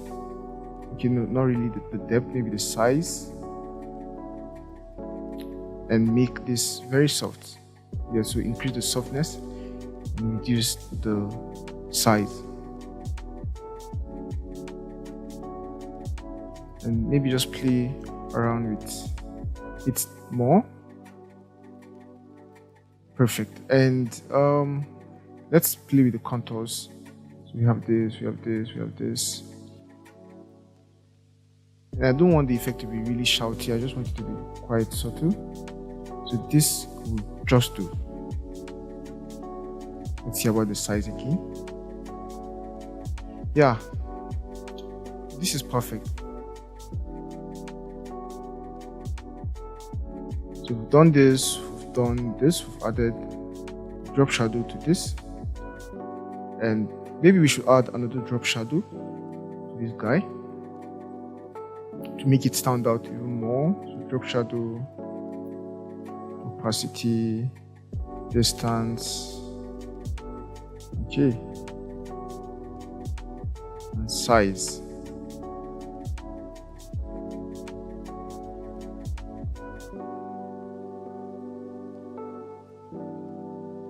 Perfect. So we have our layer styles making our design come to life even more. And now let's change the color of our Nike logo here with a color overlay or gradient overlay. Okay, so let's see red color. No, red color isn't cool. Let's see blue or this color. Let's see blue. Let's see this shade of blue. Or we could even add a gradient, right? Maybe we could have a blend of this and blue. Okay, perfect. I love this. I absolutely love this. And yeah, I like what we have so far. So for this one, I want to just do one thing. I want to copy the layer styles from this guy here. That's our Nike logos. So click on the layer style itself and then copy. And then come here and then click on it and paste layer style. So you see we've added the gradient overlay to this guy and it looks absolutely amazing. Now we can save, Ctrl S for save. And with this, we've come to the end of our exercise on layer styles. See you in the next one. Bye. Hey guys, so a quick homework here. I want you to create gold bars, okay? So I want you to do this on your own. Just create multiple versions with different effects, with different contour effects, and share with me, okay? Share with me so I see what you come up with. So that's our assignment for this module. That's the only assignment for this module. Yeah, that's it. See you in the next one. Bye. In this module, you will learn about blending modes in Adobe Photoshop. You will learn how to use blending modes to achieve incredible photo effects. Kindly download the attached project files for this module before you continue, and please reach out to me via message or in the Q&A section if you have any questions. I would love to make this course a 5-star experience for you. See you in the next video. Hey guys, welcome back. In this video, we are going to have a very quick introduction into blending modes. So I'm going to create my new file, choose my 8x8 preset and create, and go ahead and bring in some images. So place embedded, and I'm going to choose this image and place embedded and this image. Okay, now what are blending modes? They don't just work for images, they work for any layer. So blending modes are basically the way two or more layers blend to each other. So I can blend this layer to this layer. So there are different modes of blending. And these blending modes are kind of categorized. As you can see, there is this line that demarcates each set of blending modes. So we have this one, which is the normal, and the dissolve, and they kind of do similar things. You get, so each of them kind of do similar things. So we have the darken, the multiply, color burn, the linear, and the darker color. We can see that they do similar things with a bit of difference.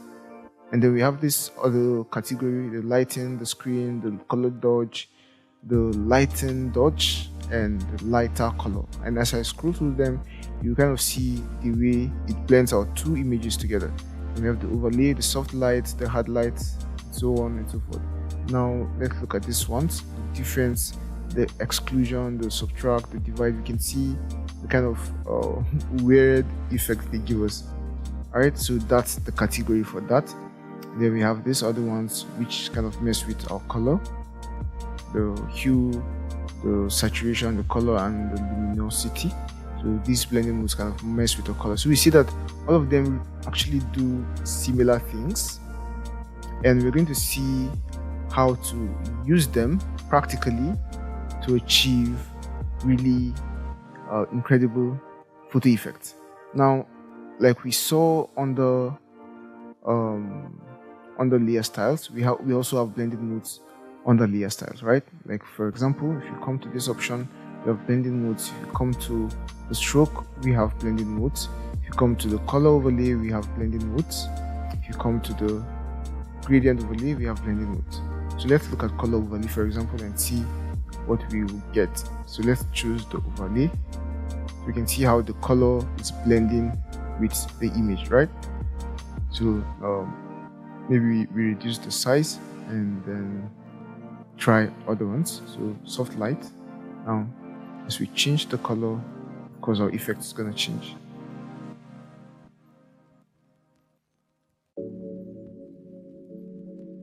So that's how blending modes work. Now let's check these guys, the ones that mesh with our color. Okay, so that's just a quick intro into blending modes. Starting from the next video, which is an exercise, we're going to start seeing practical ways we could apply this knowledge into achieving really incredible photo effects. So see you in the next one. Hi and welcome to this exercise. Now in this exercise, we're going to be creating something really amazing. So go ahead and open your image. To come to your folder, your blending modes project files folder. So select this guy, this image, the girl's eyes, and this one, this lens flare. So select the both of them and open. And now what we want to do is we want to click here and drag the lens flare into our girl's eyes image, right? So we can scale this lower, and now let's look at how these two images blend. So now click on the image and then just come to lighting. So on lighting, we can see that we have totally illuminated our black background. Our lens flare is under black background or on the black background, but when we apply the lighting or the screen or any of these guys here, we're going to eliminate our black background and just have the lens flare. So we can have this, and then we have the light coming from her eyes. So that's the very effect I wanted to create. Okay, so let's Ctrl J to duplicate, and you can even maybe rotate the light like this. Perfect. Maybe scale it up, and perfect. Yeah. So that's that for this video. And with this, we've come to the end of our exercise. I'm just going to save my file, Girl's Eyes, so that you can have access to the project's file. Now we're going to go to the next blending exercise and see you in the next one. Bye. Hey guys, welcome back. In this exercise, we're going to do more blending. So go ahead and open your file. So we're going to use the Nike Kicks image and the Nike logo. So we're going to use blending modes to remove our white background. Okay, the white background of the Nike logo. So now we don't want the white background, and we don't want to go ahead and go through the stress of kind of cutting out our logo out of our background. So we're going to use blending modes to do it. Very simple, just one click. So just come to your blending modes and under darken, multiply, color burn, and just this category, you're going to see that we totally eliminate our white background. So darken, and boom, we have our logo without a white background. So we will have our logo here, and it's basically as simple as that. Perfect. And with this, we've come to the end of this exercise. See you in the next one. And I'm going to just save my project before I close. Perfect. So yeah, see you in the next one. Hey, welcome back. In this video, we're going to do some more interesting blending. Yeah. So go ahead and close this file and open your file. Now we're going to be using this guy here. That's the light bulb image, and this lens flare and this other lens flare. Good. So open them, and we want to bring all our lens flares into our light bulb image. So just close this one and click, drag, and drop. Now you can close this one. Perfect. Now just scale this guy up and bring him here. Now we want to have lights coming out of this bulb. Okay, so that's simply what we want to achieve. So click and bring it on your bulb, and then now select your layer style, sorry, your blending mode. Now we can use the screen blending mode, or we can use the color dodge. So I feel this one gives us that's what will I call it, that's realism of glowing bulb. Okay, now we can add this other guy, so we can have some flares, those kind of flares that come with bulbs, right? So flares like this, lens flares like this, or light flares. You get what I'm saying? So just scale this guy up, and we can see that, yeah, we've now been able to achieve a glowing bulb.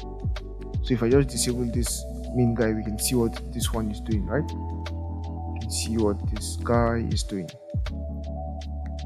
And maybe we should try the other linear dodge. So you can see that it's even a better blend with the linear dodge. Okay, but it's gonna be too much, so we can just reduce the opacity of some of these layers.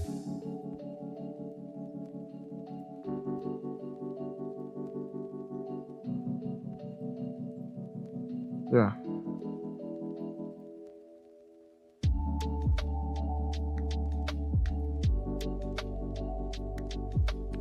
So this will do, guys, and I'll just save my file, light bulb, save.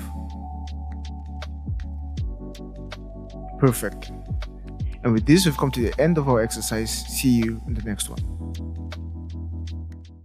Hey guys, welcome back. In this exercise, we're going to be creating our last blend effect.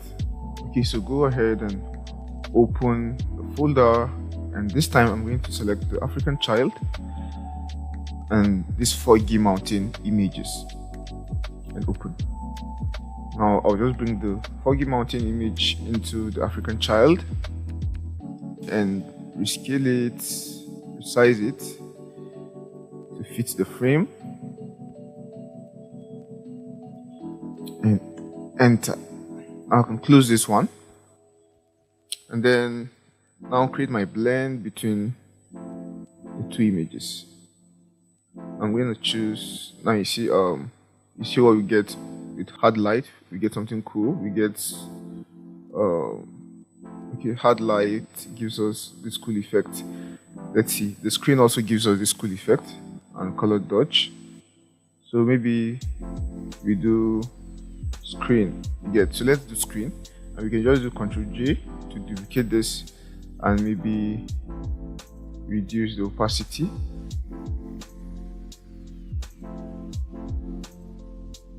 Yeah, so that's just it for this exercise. Really simple stuff we can achieve with just a click of a button.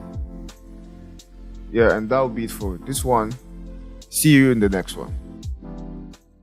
Hey, welcome back. In this assignment, you're going to be creating a blend. So go into your folder, and as you can see, we have lots of images here. We have lots of images here. Now I want you to select two images of your choice. Get two images out of all of these images and create a blend effect. So that's just the exercise. You just have to choose any two images of your choice and create a blend effect. So that's for this assignment. And with this, we've come to the end of this module on blending modes. See you in the next one. Bye-bye. In this module, you'll learn about selecting and cutting in Adobe Photoshop. You'll learn how to use the several cutting tools in Photoshop, how to refine your selection, and how to remove or change the background of an image in Adobe Photoshop. Kindly download the attached project files for this module before you continue, and please reach out to me via message or in the Q&A section if you have any questions. I would love to make this course a 5-star experience for you. See you in the next video. Hey guys, welcome back. In this very first video, we are going to start learning about the selection tools in Adobe Photoshop. Now, these tools are used to select characters or subjects from an image, okay, so that we can maybe fill in the selected space with color or change the background or do a whole lot of other things, maybe manipulate the image or fill it with a content aware fill. That's Photoshop basically filling the selected space automatically. And we looked at that, of course, in our module on cropping and straightening. Now we are going to learn these tools and how we can use them to select subjects. So let's go ahead and open our images we'll be using. So we're going to start with these two images. We're going to start with this image, Pepper, and then box. Okay, so go to your folder on selecting and cutting. All these images will be made available to you. So select both images and click open. That select one and click and hold down shift to select the other one. Now for these tools, we have a number of them. Okay, we have some of them here, we have some of them here, we have some of them here. So we're going to start with the first ones. Click and hold, and you're going to see all these ones under this category. Now this first one is the rectangular marquee select tool. Then we have the elliptical marquee select tool, single row marquee select tool, and single column marquee select tool. So I'm just going to go through them quickly to see what they do. So let's start with the single row marquee select tool. So select it and come to your image. Now just click and hold. Now you see that what we are now able to do is we are able to select a row. Now if you zoom inside, you're going to see that we've been able to make a selection of a row. I don't see this tool as very useful. I rarely use it, but that's basically what this tool does. So you're able to select this row. Okay, and with these tools come the options here on the properties bar. Right now we have this one which allows us make a selection. So we can select here, we can make a selection here. Okay, we can make a selection here like you can see, and then maybe we do not want to use this selection, then we can come here and make another selection. So that's for this one. Then this one adds to our selection. So we've made one selection here. If we select this one, we're going to be able to select we are going to be able to select another one, and another one, and another one. We're going to be able to select multiple rows while adding to our selection. This one subtracts from our selection, right? So you see, subtracts from our selection, and this one gives us an intersection of our selection. See, but these are not very big selections, so we won't really see the effect. So let's just deselect this. So I'm right clicking and deselecting. So you can select and right click and deselect, or you can select and right click and select inverse. So if you select inverse, it's going to select the inverse of that selection. So you see, it now has selected the inverse of our selection. So if you zoom in here, you're going to see that it has selected this side here and this side here and left out this particular row which we selected. And same also with this column. Sorry, okay, this is a column rather, not a row. It has left out this particular column. And then same also with the row marquee select tool. It does exactly the opposite of this. So deselect. Now we have the rectangular marquee select tool and the elliptical marquee select tool. Now this elliptical will select ellipse for us. So let's zoom out. Now this one gives us a bit more control. So let's just click and drag, and we see that we're able to select an ellipse, right? If we hold down shift, the aspect ratio will be maintained. So if we select, now we've selected our guy, and we can click and move our selection. Let's say we didn't select the particular place we wanted.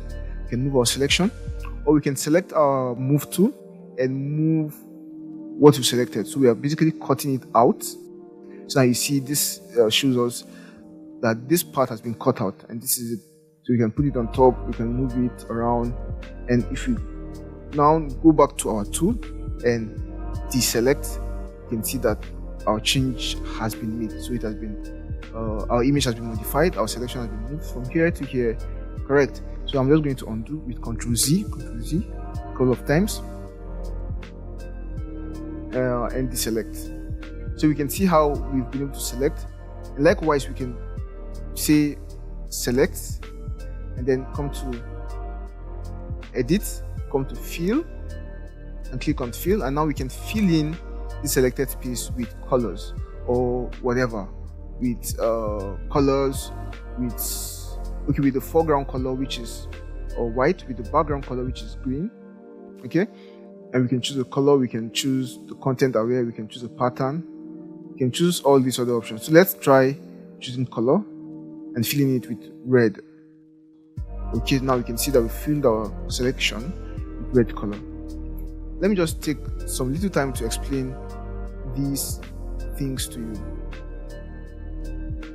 Now I just expanded my toolbox so that we are going to see it well. Now we have this guy here and this guy here. Now this is what we call the foreground color and this is what we call the background color. That's why when we cut this guy out, when we cut our shape out and then kind of moved it, we saw that it's automatically filled the place that was cut out with our foreground color. So if we change this color,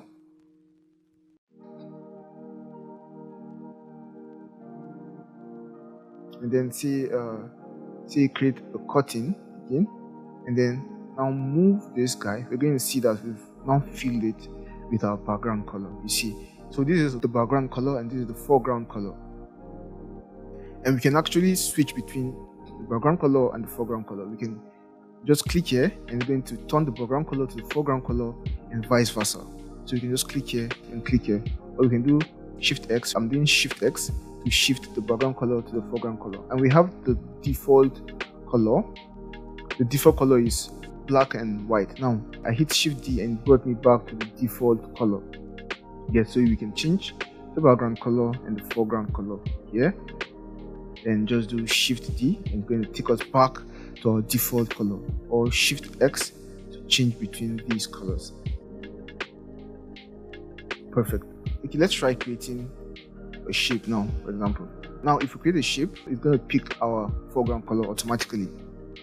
Yeah, so let's try changing this to see green, and then try picking a shape. Now we see that it has picked automatically our foreground color.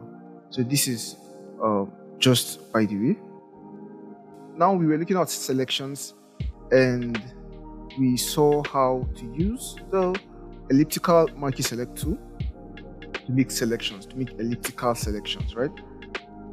And we can add to our selection, so it means we can add here and keep selecting several ellipses. We get like this, maybe even fill our selections. So we go to file, or rather go to edit and fill selection with the color.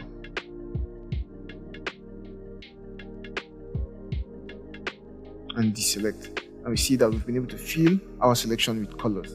Okay, now we have this other selection tool, which is the rectangular selection tool. All it does is the same thing this elliptical selection tool does, only that it selects rectangles or squares. So basically that's what this one does. And for this one, we could maybe use it in an image like this.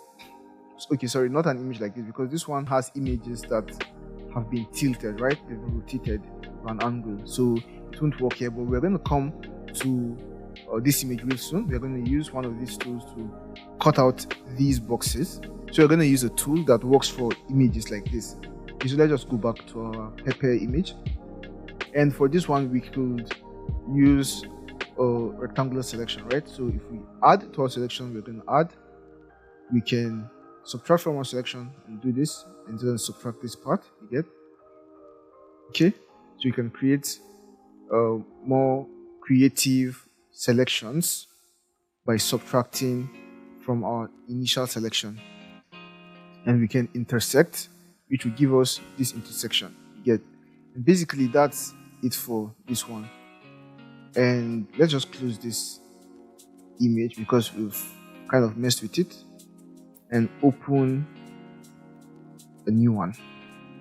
Perfect. Now we have these guys here, which are the lasso tool, the polygonal lasso tool, and then the magic lasso tool.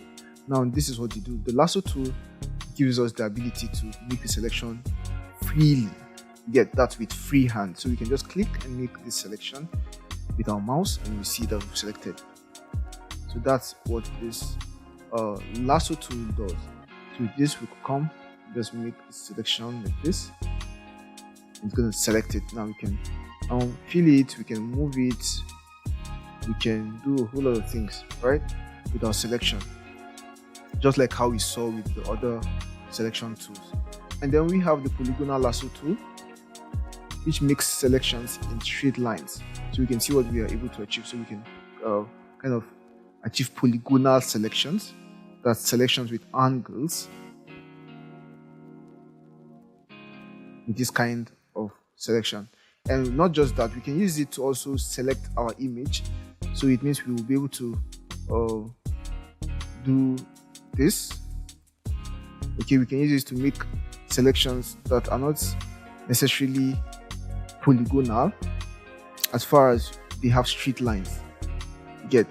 We can zoom in using our Alt and mouse wheel, and make selections. So we can just keep doing this and select our pepper from our image. So we can actually use this tool. But there are even simpler ways to select, say, our pepper subject from our image, and we're going to look at some of these tools. So that's for the polygonal lasso tool. And then for the magnetic lasso tool, it works like a magnet. So if you click and just keep dragging, it now creates points around our subject. So you can see that it automatically creates points around our subject. So you can just keep zooming in. Now the only problem is if you zoom in and zoom out, there is the possibility of making a wrong selection, just like how you can see here. So this is a wrong selection. So that's the only problem, this guy. So if you want to use this guy, you have to maybe have a subject which you can see completely without needing to zoom in or zoom out. So if we are making the selection and then we don't get our point, you can as well just click and it's going to be created for us.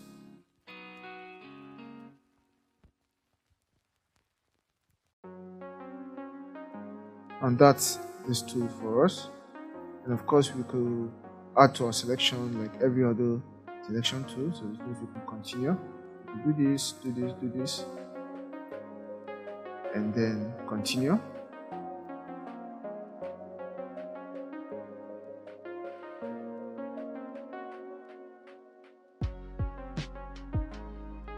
So this is a workflow we could follow for selecting subject out of our background using this particular tool.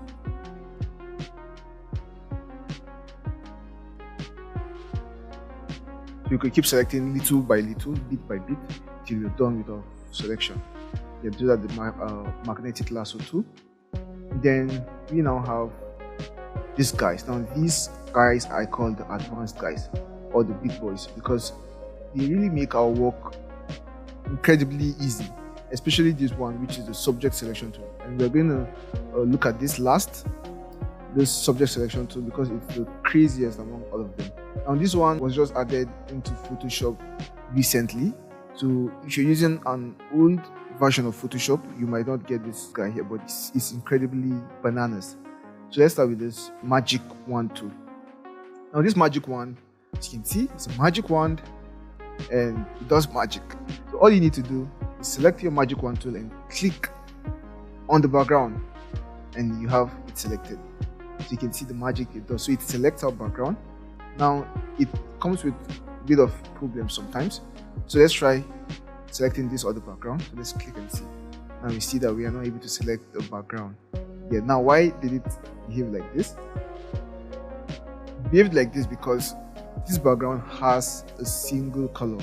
So if you have subjects that have a single color, this guy will select that background. Yet it's going to select it without any issues, without any problems, because the background has a single color. If your background doesn't have a single color, you don't have any business using this tool, this magic wand tool. So we can see that places like this, it's going to select easily. That's places like this because they have a single color. So that's for this tool. They have a single color, it's going to select it. So we're going to have issues selecting the pepper subject here because we do not have a single unified color. So I'm just going to deselect this guy, and then we are going to see the next one. Now this is the quick selection tool. Quick selection tool is one of my most favorite tools for selection. In fact, it's the second most favorite tool because this guy replaced it. This object selection tool replaced it. Now, this quick selection tool, all you need to do is to just click on your subject and it's going to select it little by little, gradually. You get. So let's deselect and see. Now, for this place, it's going to select it very easily because, of course, it has a single background, right? And if you have instances like this where it selects inside the subject, all you can do is press Alt to change it from a plus to a minus. Now, if you look at inside the selection brush, that's the quick selection tools brush, you're going to see a plus sign, right? Now, if you click on Alt, you're going to see a minus sign. So it's basically switching between these modes. We have the addition mode and the subtraction mode. So we can as well choose this mode for the subtraction and then select outside our subject like this.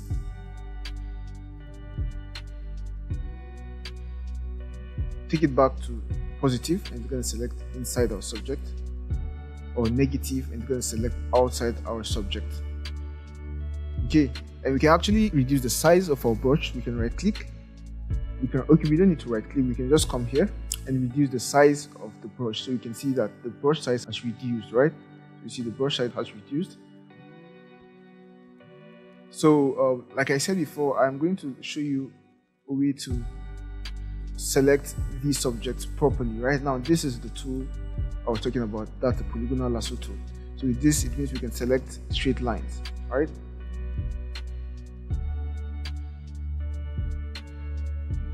So it means we will do this. Maybe zoom out a bit and zoom in and select this. So we just click, create a point, and click, create a point, click, and then click finally. And we see that we've made our selection. So if we go to the move tool now, we can move our box around. We can move our box around. We can even rotate our box. Rotate our box and our selection will be updated.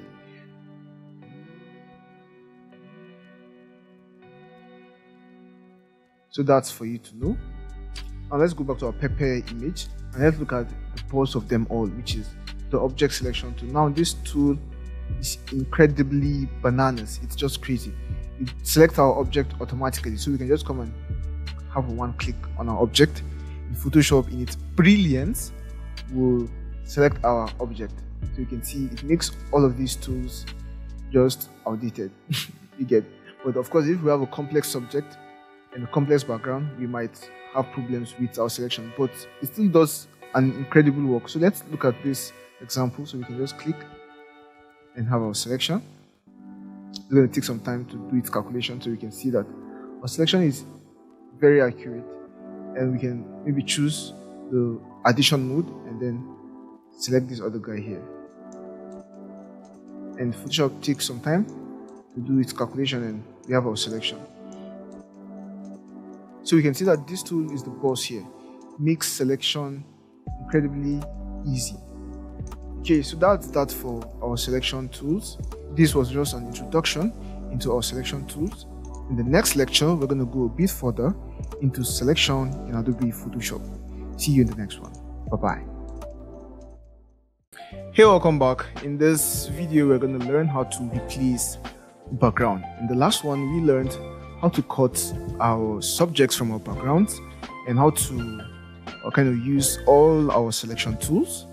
Okay, so in this one, we're going to learn how to replace the background. So first of all, we have to select our subjects and cut it out of our background before we replace our background. Okay, so that's usually the general workflow to that. So first of all, we have to open our image. I have my pepper image opened and also my boxes image opened, the images we used in the last video. So the first thing I'll do is take my desired selection tool, which is the magic wand tool for this particular image. That's because the image has a very clear background. Okay, so I take my magic wand selection tool and then click on my background, and I have my background selected. Now what I'll do is I'll just click on the lock button to unlock my background. Now there are several ways of removing the background or replacing the background. One of the very quick ways you can do this is by simply deleting the background. So you can just hit delete on your keyboard and the background is gone. So we just selected the background and hit delete on my keyboard and the background got deleted. Okay, so that's one of the very easy ways to do that. We can also right click. After selecting the background, right click and do an inverse selection. That's selecting my subject and then duplicate my subject. So I can just do Ctrl G to duplicate my subject. So I now see under my layers panel that I now have a new layer with my subject. Okay, so I can just off this guy. You can see that we now have a new layer for only our subject. Okay, so that's basically the two ways we're going to be using to change the background or to cut the subject out of the background in this course. Or for now, we might look at other advanced ways later on, but for now you just have to either delete the background or duplicate the subject out of the background. So same also with our subject here. We can just take our polygonal lasso tool, which might take some time to select but to still work. So click, click, click, click and click to select, and we can just do Ctrl J to duplicate it. If we hide our background layer, we can see that we now have our guy here. That's our box, and we can do same for the other one. So click and click and click and maybe select this part also, and then close our selection, or maybe let's select this other part and then close our selection.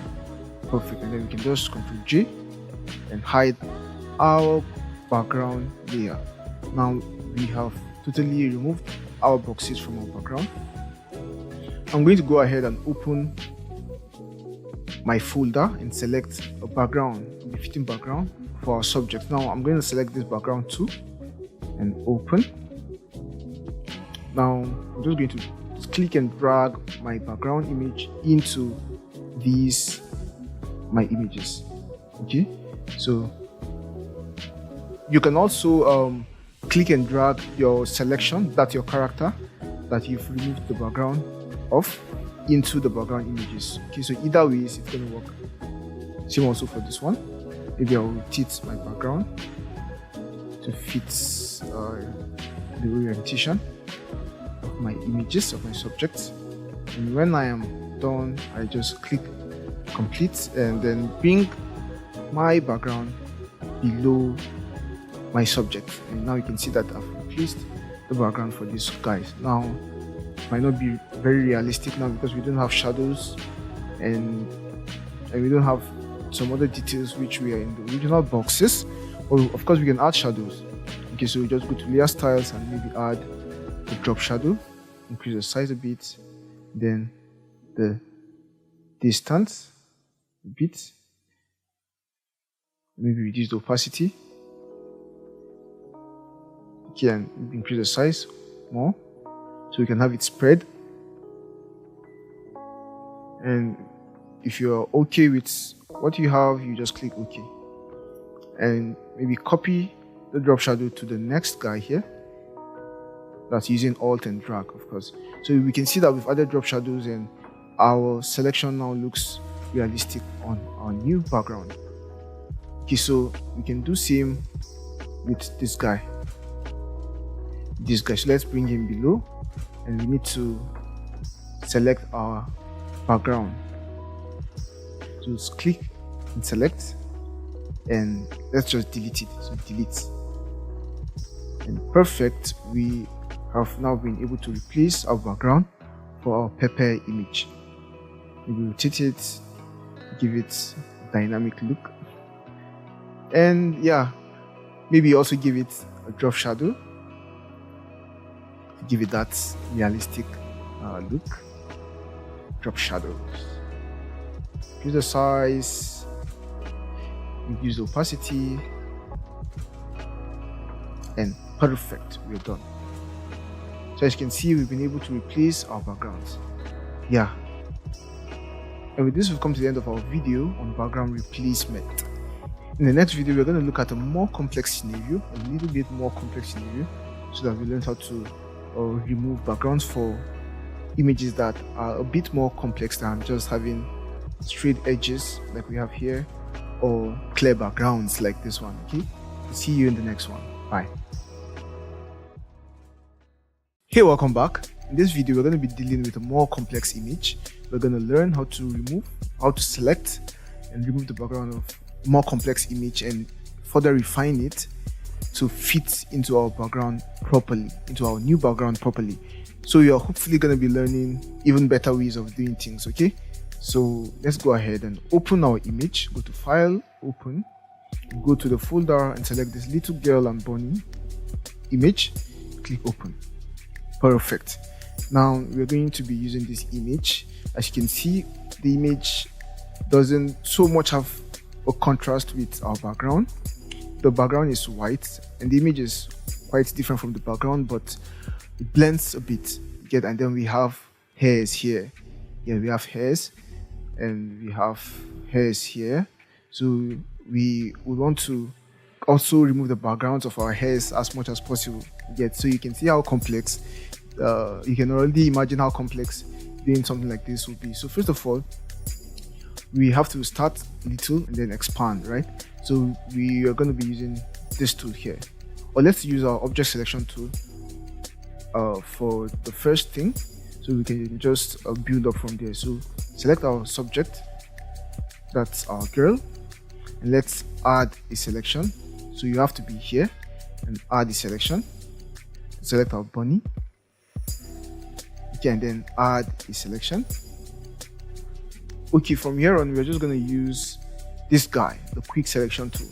So from here on, we can now use the quick selection tool to kind of clean up the selection, to select where our automatic, or rather our object selection tool couldn't select. So we're going to start with these places. So you want to keep it at plus and then just add this little other places, these other little places to your selection. So these places were not selected well. We can see we are adding them to our selection.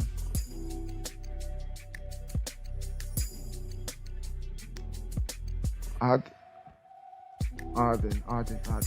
So we're also adding the table here, or the little, yeah, this is a little table, I guess. So we're adding it to our selection too.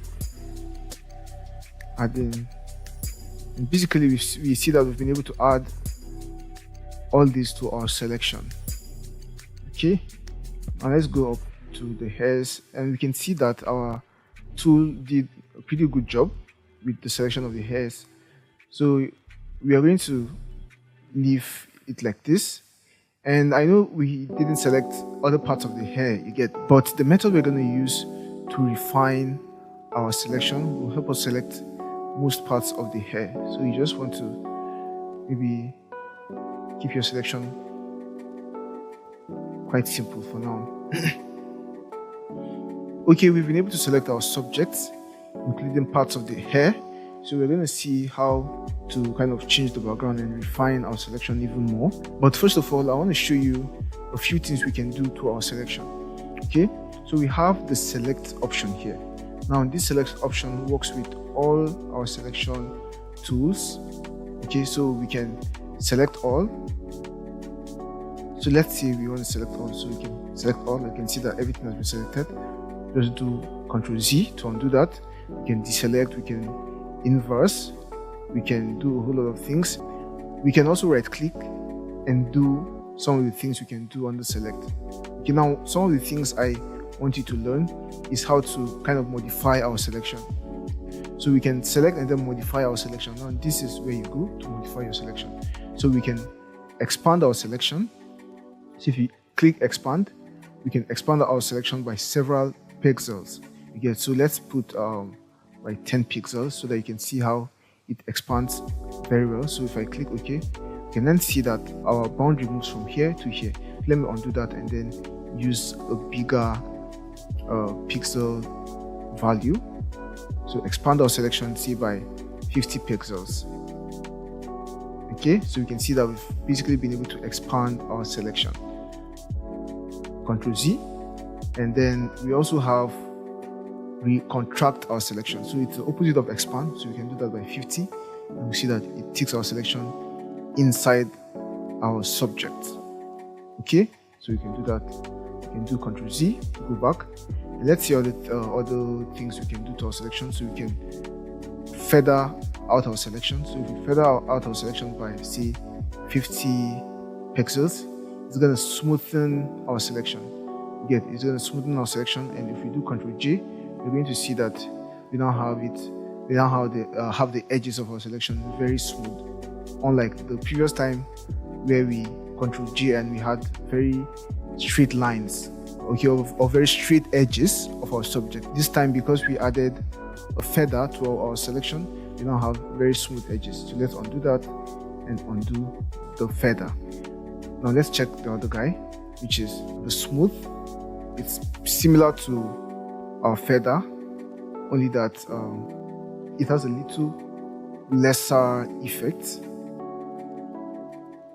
You see what it did, and it's mostly appropriate for objects rather than human figures. So let's just undo, Ctrl Z, Ctrl Z, Ctrl Z, Ctrl Z, and perfect. Yeah, so these are just the few ways of modifying our selection I want you to see.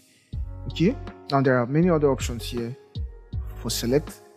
We are going to look at some of these options, or we're going to work with some of these options as the course progresses. Okay, now the next thing we'll do is to come to our properties bar where it says selection, or rather select and mask, and click select and mask. It brings us to this place where we can now refine our selection. So it gives us some options here under view mode. So we can view it on black. So it means we can view our selection under a black background, or we can view it under this they called overlay. Okay, and we can select it and even increase the opacity or reduce the opacity. So we can see that at 100% opacity, it's actually a red background. So it's a red background, and we can view it under the black background, and we can reduce the opacity. And we can choose high quality previews, even though it's going to take a toll on your computer, or it's going to be more expensive to your performance. But if you have a well-performing computer, you can always have this option checked. So you have other view modes. We have the onion skin, which gives us that checkerboard pattern. Okay, that transparency checkerboard pattern. Of course, you can also increase the opacity or reduce it. And then we have the matching ants. So for this, it basically shows us our selection matching our original image, right? And we have other ones. You can check all these ones for yourself, all the other ones for yourself, but I want to just have it on black. Okay, I want to have it on black. So I want to even boost my opacity to 100%. Check this to remember settings, so you can remember our settings.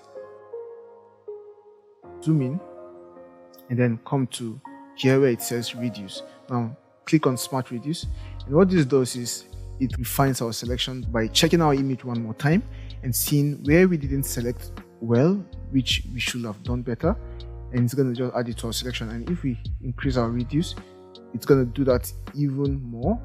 Okay, so we might see areas where we didn't select come into our selection. So let's just reduce it to see some of the effects here.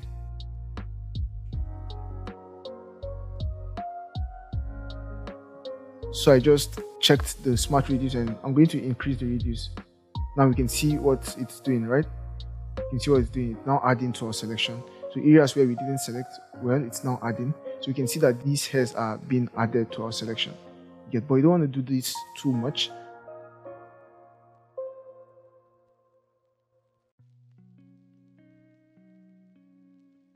Okay, so that's what the smart reduce does.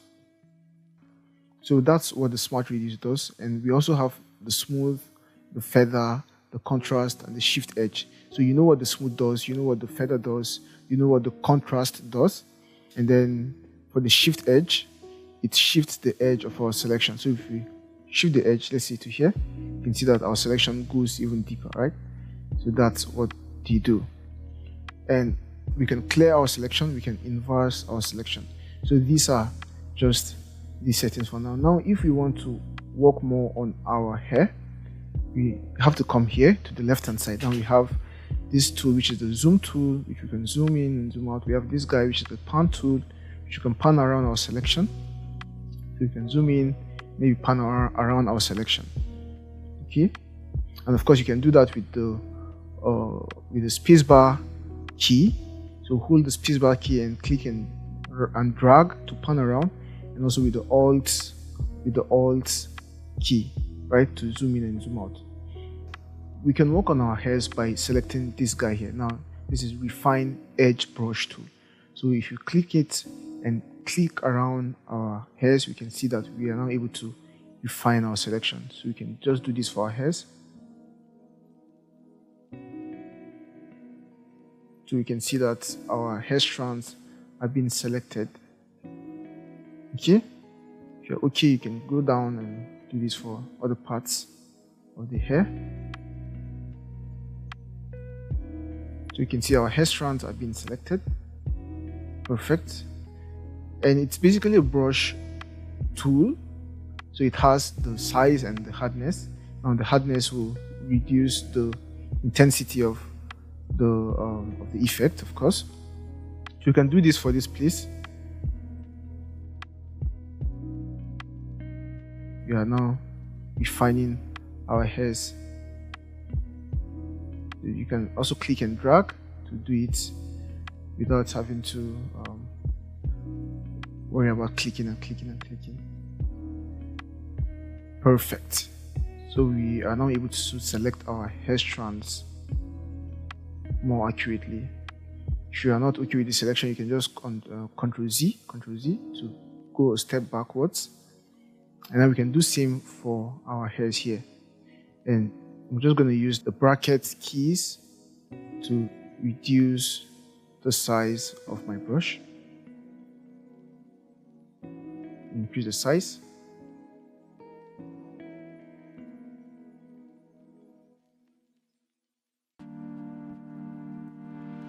Zoom out and do same for this place.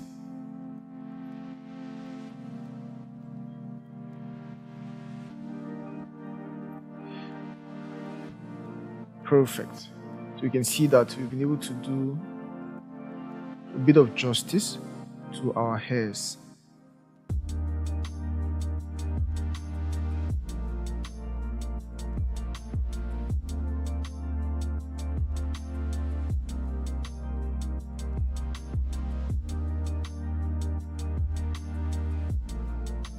Perfect. Maybe I need to do more here.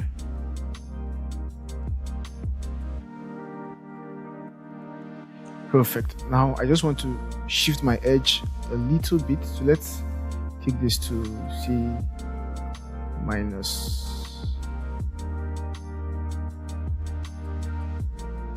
Let's see, -4. -4 isn't bad. And then we want to increase our feather. So say 0.8. Okay. And basically, I think this will do. Now just click OK. And now you can then duplicate your subject. Okay, so Ctrl J, and now we have our subject properly refined. So now we can change our background. Let's add this background. So just click and drag, drop, resize, bring it below our subject, and now we have our subject under a new background, and all our hair strands are showing. All our hairs have been perfectly refined, and yeah, that's how to work with more complex subjects in Photoshop. And with this, we've come to the end of our video. See you in the next one. But before I do, I'm just going to save all of these guys into our folder, or in our folder, so you can have access to them.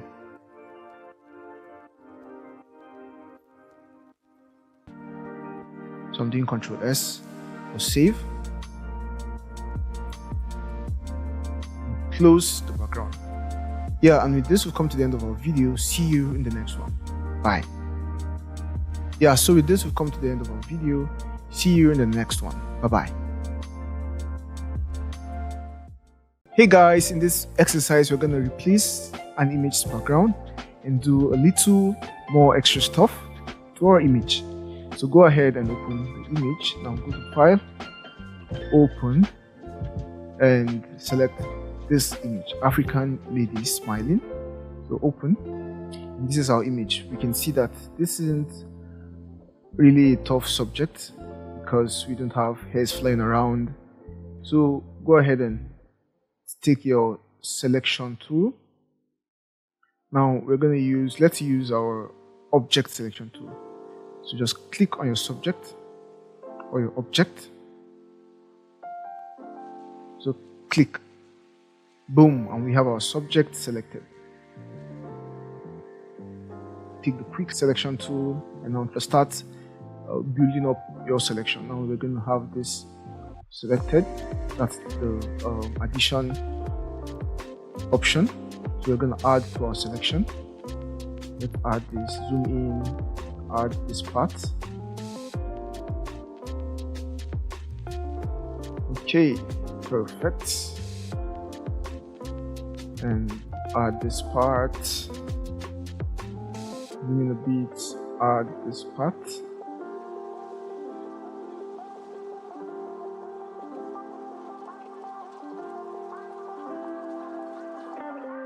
And yeah, we are done with our selection. So go ahead and refine your selection. So we're just going to add a little feather or selection, maybe 0.9. Okay, 0.9, and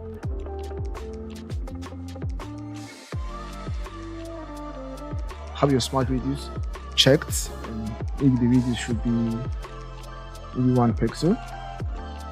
Perfect. So okay, Control J to duplicate our subject. Now let's go ahead and open our background image. So we're going to use this background. Select the background and open. And for this background, I actually want to make it a bit wider. So first things first, I can actually just select my image and bring to my background. Okay, but I want my background to be wider, so I'm going to use my crop tool, have my layer selected, and then have my content aware fill selected. I'm just going to make it bigger, just this big, and click OK. In Photoshop, in its magic, it's gonna fill in our space, and yeah, we now have our space filled. What I want to do is maybe crop my image because I don't like this lower part, the lower part of my image, right? So maybe crop it to this point, and then reduce the size of my image, my character. Perfect. Now we have her under the background. Now there's a bit of contrast between the brightness of our character and then the background. You can see that the background is the shot was kind of taken outside, right? But the character was taken inside the building or inside the building. So it's an interior shot while this one is an exterior shot. So the lightings don't match much. So we just want to adjust our both characters, that's both the subject and the background, so that they come close to each other visually. So the first thing I'll do here is image, and then adjustments and brightness and contrast. So increase the brightness a bit, and maybe reduce the contrast, and then select my background, come here, brightness and contrast also. So let's increase the contrast of my background. Okay, and let's reduce the brightness and see. Okay, let's increase the brightness a bit. Perfect. So last thing, I want to just take my image, go to adjustments, and then hue and saturation. I want to reduce the saturation a bit. Let's play with the hue and see.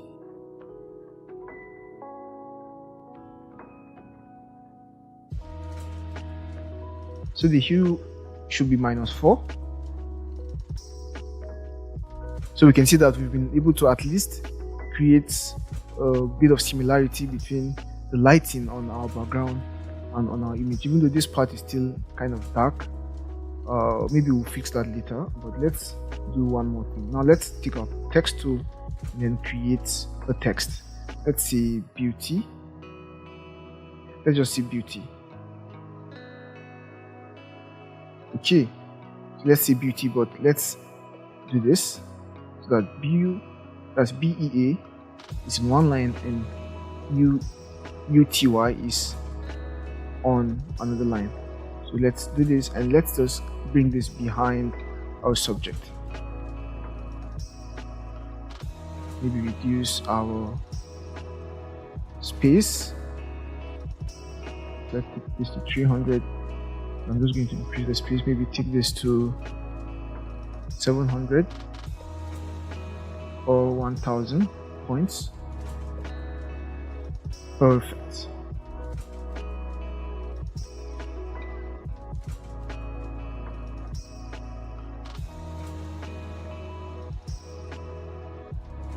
Perfect. So we have our image or our text behind our image.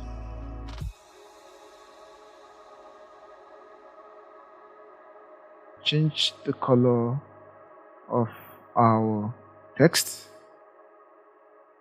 Let's see which color will fit more.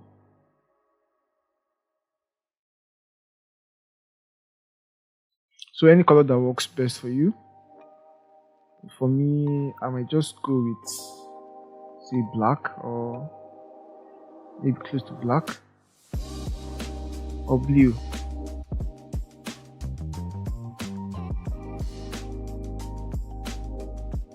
You see, I'll just go with this color and perfect.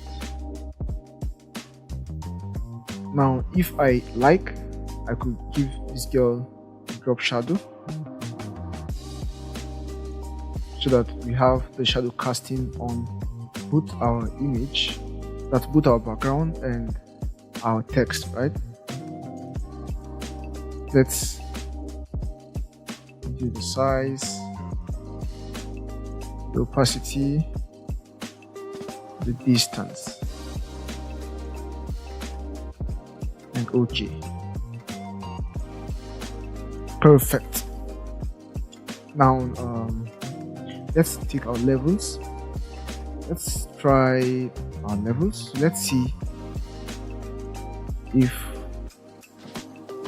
this would make some sense. I'm kind of looking for a way to brighten this up. I know of a way I can brighten this up by using masks, but we've not covered the masks, so I don't want to go there for now. It's gonna be a bit too advanced for you. So let's just try these other options and see. Yeah, so this one works a bit. This one works a bit. So let's use this preset. Yeah, that's that. Let's try maybe doing this. Okay, not bad.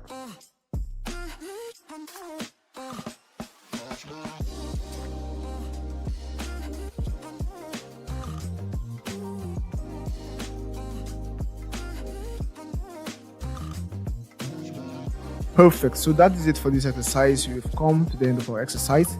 The next video, you're going to be taking an assignment. So see you in the next one. And we can just save, Ctrl S. I'm going to save this as exercise.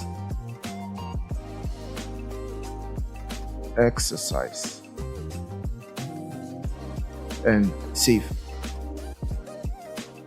So guys, that will be it for this one. See you in the next one. Bye bye. Hello there, welcome back. This is an assignment, homework. You're going to be removing the background of an image and replacing it with another background. So come to the folder on selecting and cutting, and we have this image, girl with shorts. Okay, so this image, you have to remove the background and then choose either of these backgrounds. You have to replace the background of this image with one of these. Okay, and then maybe you add text. You can add the text just like you did here. You can add crop shadows. You can do some color adjustments and maybe even add some graphic elements and just make the whole thing look good. Okay, so that's that for this assignment. And I chose this image because of the hairs and some of the details we have. So removing the background might be a bit challenging, but that will actually build your skill in this aspect. That's in the aspect of background removal. Yeah, so that's it for this homework. See you in the next one. Bye-bye. In this module, you'll learn about layer masks in Adobe Photoshop. You'll learn how to use layer masks and how to create clipping masks in Adobe Photoshop. Kindly download the attached project files for this module before you continue, and please reach out to me via message or in the Q&A section if you have any questions. I would love to make this course a 5-star experience for you. See you in the next video. Hey, welcome back. In this video, we're going to learn about layer masks in Photoshop. We're going to learn what they are and how is it that we can use them and apply them to our workflow in Photoshop. So let's go ahead and create a new file. Let's use the 8x8 template we've been using, create. And now, what's a mask? Layer masks reveal parts of our layer and can hide parts of our layer. So we can use them to hide or reveal parts of our layer. That's basically what they do. Yeah, like the masks we wear to parties, okay? Or the Halloween masks. Some of them, when we wear them, will hide parts of our face and reveal parts of our face. Okay, so like the mouth might be revealed, then the nose might be revealed, and the eyes might be revealed. You get? So that's just the concept of the name masks. You get? So that's just for you to understand what masks do. And when we were looking at layers, when we were learning about layers, we saw the option to add a layer mask. Now this is it. You can see this is layer masks, right? A layer mask allows you to hide parts of your image and then bring them back at any time. You get? So that's what they do. Now I'm just going to create a square. Okay, I'm going to give this square this color. And that's just for you to understand what layer masks do. Now I'm selecting my rectangle and then I'm using this guy here, which is the layer mask tool. So click and add a layer mask. So we see nothing happened. Now in layer masks, there is one most important rule. Okay, one very important rule. Now that's a rule of black and white. In a layer mask, the white color reveals your image, while the black colors conceals your image. So you can see that our layer mask is white color. It's a white color right now, so it's revealing our image. But whenever we paint a black color on our layer mask, that part where we paint black will be concealed. So as you can see, we can select our layer, which is this, and we can select our mask, which is this. Get now, as I select my layer, as I just click on the thumbnail, you can see that my layer is selected, and for this guy, my mask is selected. And there is this little link button in between them, which links them. Okay, so it means if this button is on, that if the link is on, we can move our layer and our mask will move with our layer. But if it's not there, if there's no link there, we can move our mask without moving our layer. Like you can see now, we are moving our mask. I know you don't see it, but since the mask is selected, we are moving it and our layer is not moving, or we can move our layer without our mask moving. Okay, now we're going to see this practically very soon. Let's just delete the guy and create another box. Give it probably the same color, maybe brighter right this time. Perfect. Now let's create another mask. Now I have my layer mask. Now this is white, right? I'm going to undo. Now hold down Alt and click here. Now Alt basically inverts the color of my mask. You get, so holding down Alt while clicking here inverts the color of my mask. So you can see that now, right now, my mask is black and my layer is there, right? My layer is there, but you can't see my layer. You can't see my layer because the black color of our mask has totally concealed our layer. So it means it has covered our layer. So our layer is hidden because the whole mask here is black. So if we start painting white on our marks, like I'm going to do now, so I'm taking my brush tool and reducing the size of my brush and maybe the hardness a little bit. And right now I'm going to start painting on my mask. Right now you can see that my foreground color is set to black and my background color is set to white. Right now I want my foreground to be white and background to be black, since I am going to be painting white on my layer mask. So I can just click this little button here, so click on it so that I switch the colors. So right now I have white as my foreground color and I have my layer mask selected. Now if I paint, you see that I am beginning to reveal parts of my rectangle. Yet, so I have completely painted inside a rectangle, and as you can see here, parts of it is white while parts of it is black. Now the black parts are these parts. Let me just paint completely. So you can see that everything now is white and our shape is totally revealed. So I'll just delete my layer mask and add another layer mask, a new layer mask on my shape. And right now I'll just paint, switch the colors. I'll just paint on this guy here so that I show you more options, more layer marks options. So while my layer marks is selected, if I come to my properties panel, I'm going to see options, right? I'm going to see density. Now this is the density of our mask. Now you can see what happens as I increase or reduce the density. We have the feather. Now the feather is very similar to the feather we looked at on the selection. Now the feather feathers out our selection, right? Or our mask. So it makes the edges smoother than what we already have.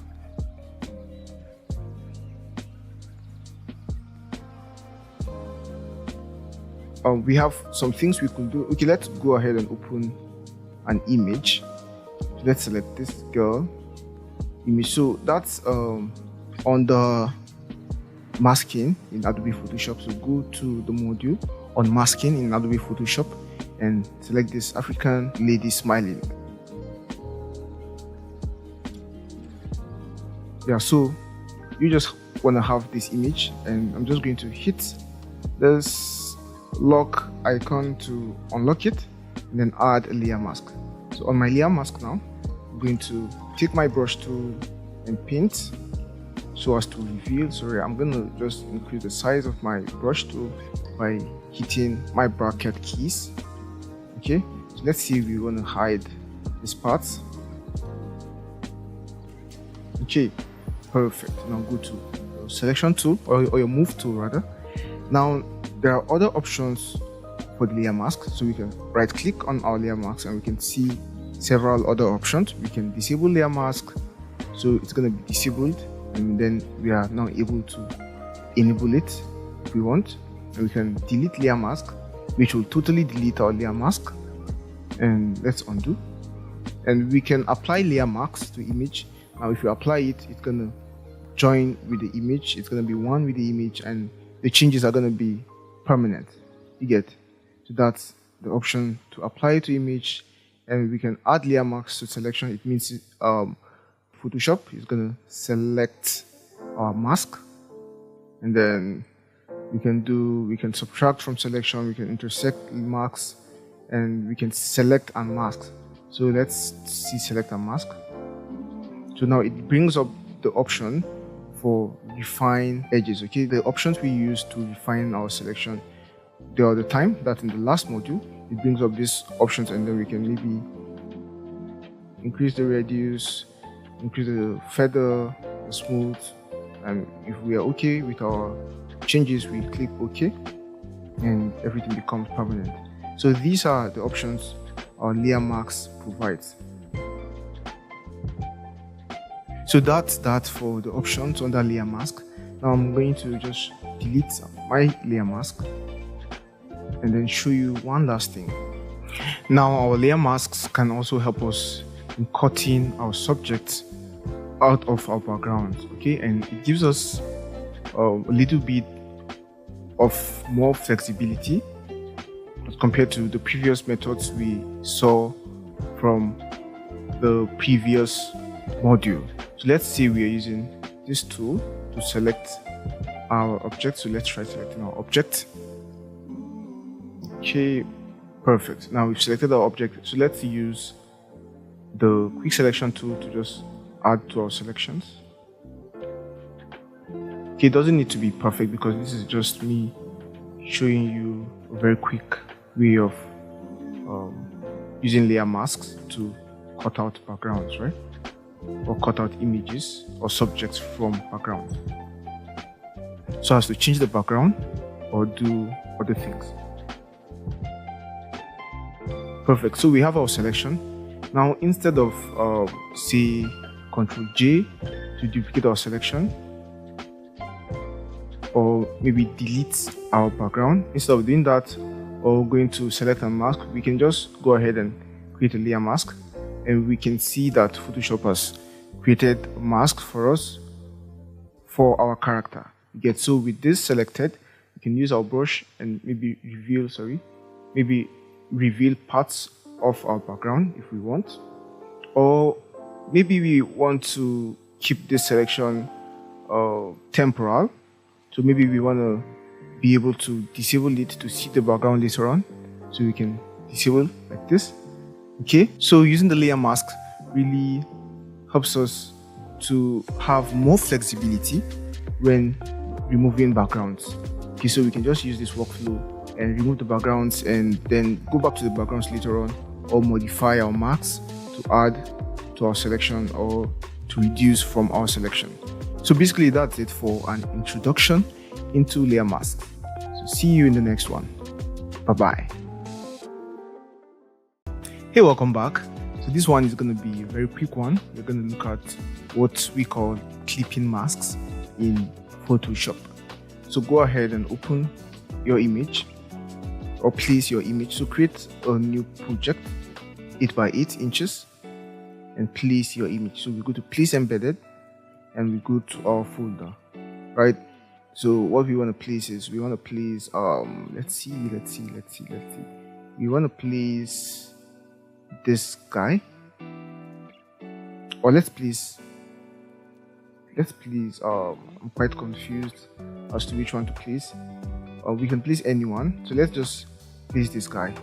Just that I don't like the way it's in the portrait mode, but we can work with it anyways. So let's place it and then maybe scale it up. Scale it up. So I'm holding down Alt, of course, to scale it evenly or in an even manner. So I'm gonna write say wall.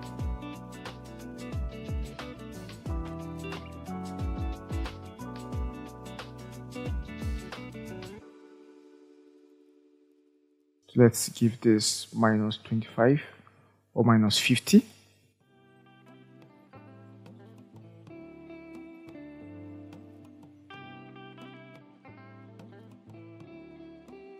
Let's reduce the spacing between our characters. So now let's reveal our wall image. Now clipping masks help us to mask our image inside our text. So this can work for our images and text. It can work for shapes. So we have our image here. Now we're going to bring our image on top of what we want to mask, and then right click and then go to create clipping mask. So click create clipping mask, and right away you can see that we have our image inside our text. Okay, our image inside our text. We can select our text, our image rather, click here and start to move or start to adjust our image. We could even rescale it and begin to reposition it to fit properly, okay, in the manner which we want it to fit. And if we're okay with it, we click done, and yeah, and we have it. We can also move our text. So click on your text, click here and move it. Okay, now we can move it to position it well, and okay. And we can also select the both of them, move them together, kill them together if we want. Okay, and we can even merge them into one single layer. So this merging them completes the effect, right? It makes everything permanent. So it means we can't go back to change the image or to move either images separately. So everything has to be complete after this. Okay, that's it about clipping masks. We're going to use both clipping and layer masks in coming exercises, and you're going to see how we can apply these features in our workflow and achieve incredible designs. With this, we've come to the end of our video on clipping masks. See you in the next one. Bye. Hey guys, welcome back. In this exercise, we're going to be creating something really cool. Okay, so let's go ahead and open our image. We're going to be using this image, the African lady smiling image. So we're going to select this image and our background one image and open. Perfect. Now I'm going to go to my lady smiling image and drag our image into the background. And this time I do not want to create or rather remove the background. I just want to first of all go to my adjustments and add a few adjustments. Maybe increase the brightness a bit and reduce the contrast a bit, and then maybe we should work on the saturation and hue. Maybe increase the hue, make it +4, and then saturation a bit to the left hand side, maybe -7 or -9. And okay, now I want to add layer mask to our image. So add the layer mask, then take your brush tool and then make the hardness 0, and the size should be just this. Okay, and then start to paint. Okay, first of all, we have to change our foreground color to black, and then start to paint on our layer mask, and just start to hide some parts of our image, mostly the background, right? Let's hide parts of the background of our image. Perfect. So the next thing I want to do is take my move tool and maybe move my layer a bit, maybe reduce the size of my layer, and then work on these other parts of our masks. Okay, this very sharp part on the left hand side. And yeah, so from now on we want to use a blending mode on our layer here on our image. So let's see which blending mode will work best. So we want to blend our image with our background. So let's see overlay. Okay, let's just try other ones. So hard light is also good. Okay, hard light also blends well, so let's use hard light for now. And then now we want to create a text. I don't use the horizontal type tool, I want to use the vertical type tool, because I want to type along the vertical axis. I want to type smile.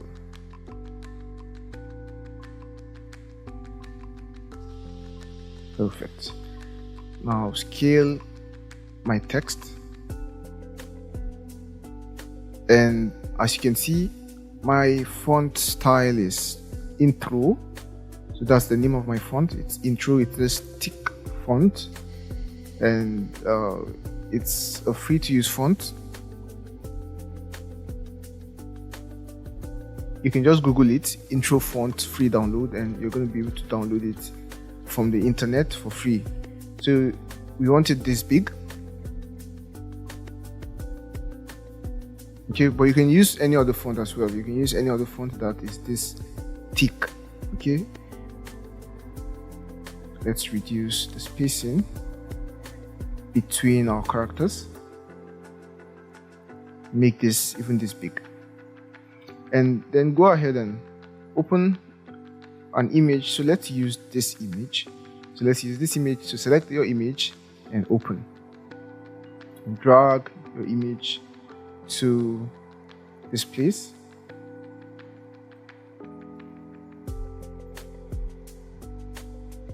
Now we want to create a layer mask between these two guys. So we want this guy inside our text. So it's going to be on top, and right click and then create layer mask. So we have it on top. Now we can select our text and go to layer styles and give it a stroke. Perfect. Now make our stroke bigger, and then for the color we want to choose a color that's closer to red but then still dark. Perfect. And with this we might just want to increase the distance between our characters, and I think this distance is just perfect. Undo. Ctrl Z, yeah. So okay, I'm trying to reduce my text, but it's not going well, so I'm just going to select my layer, that's my image, and first of all scale it, because we can see this part here needs scaling, right? So we have to scale it so that it fills our entire text,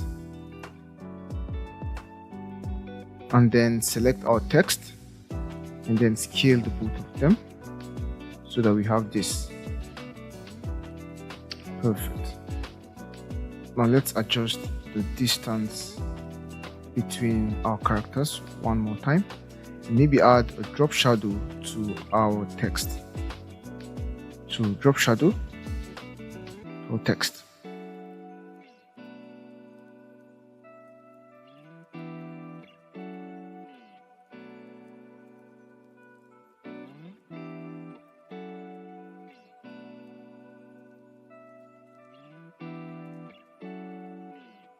Perfect. Let's adjust the color of our stroke. Maybe make it darker, a bit darker. Perfect. So this is what we've been able to come up with using our layer masks and our clipping masks. And maybe I'll just paint some more on our layer mask to hide parts of the image and create a more interesting blend. I'm hitting X to switch between my background color and foreground color because I want to reveal parts of, okay,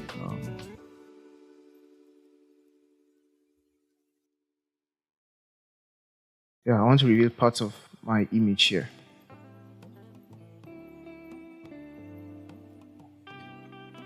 Perfect. Okay guys, and that's it for our exercise. So you can save this, Ctrl S, and save it on the masking in Photoshop. So let's save this as exercise 1 or just exercise. Perfect.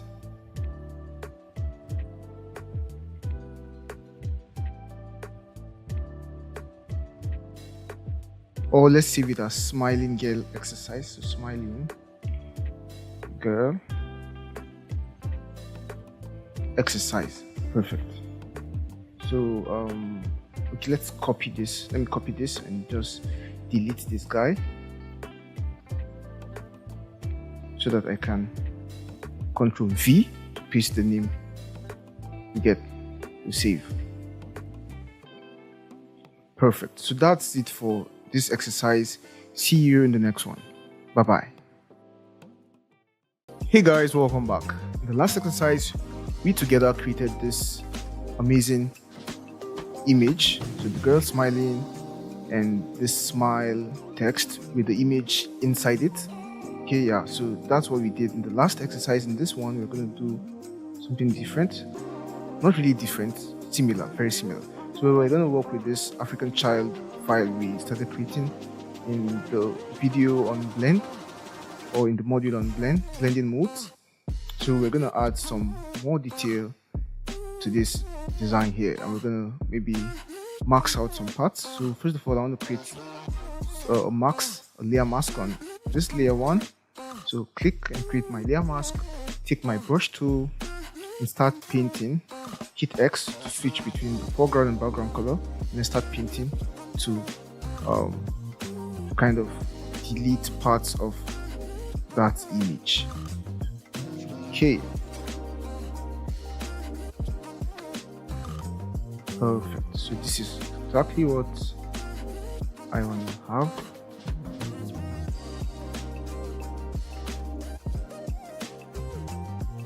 Okay, perfect. So we have this. The next thing I want to create is I want to have a text. So this text is not going to be vertical this time, it's going to be horizontal. So we just want to have African child. So African child. Perfect. So that's just what we want to have.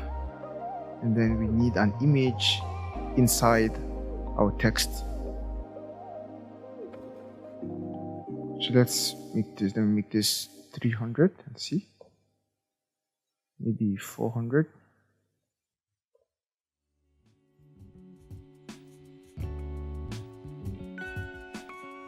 Perfect. Now I want to bring this layer. Remember, our layer is basically hidden because our opacity is 0, right? So I'm just going to boost up the opacity, bring our layer up, and change the blending mode. Maybe before then, maybe just leave the blending mode as screen for now. But I want to right click on my layer and create clipping masks. So we now have our image inside our text. Okay, now I can maybe change the blending mode to normal. Okay, and then move our image like this. Okay, so that's just what I want to achieve. And right now I can just add a stroke. A stroke will work on our text. So create a stroke and maybe give the stroke white color. Let's see, white color isn't bad. Maybe we should reduce the size a bit. Let's try black. Let's try sampling the color here.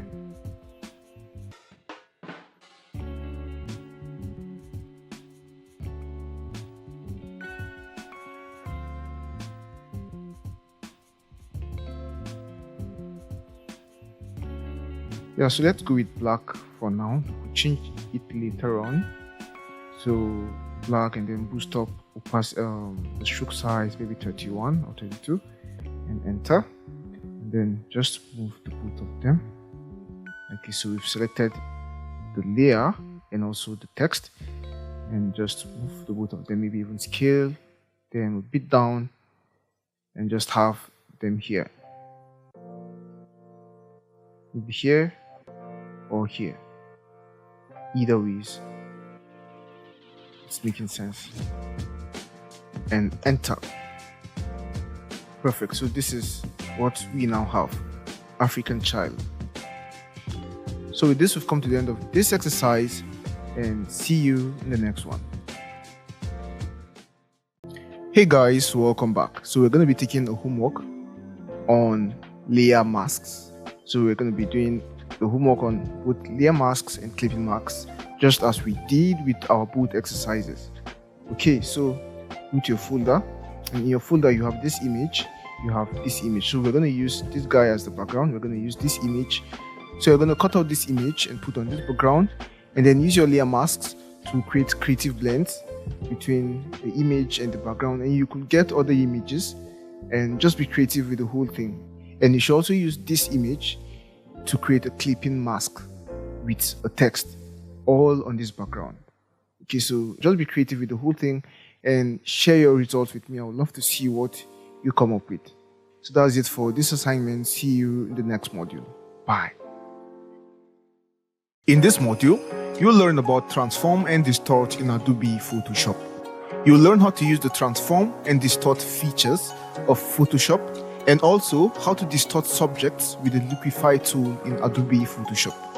Kindly download the attached project files for this module before you continue, and please reach out to me via message or in the Q&A section if you have any questions. I would love to make this course a 5-star experience for you. See you in the next video.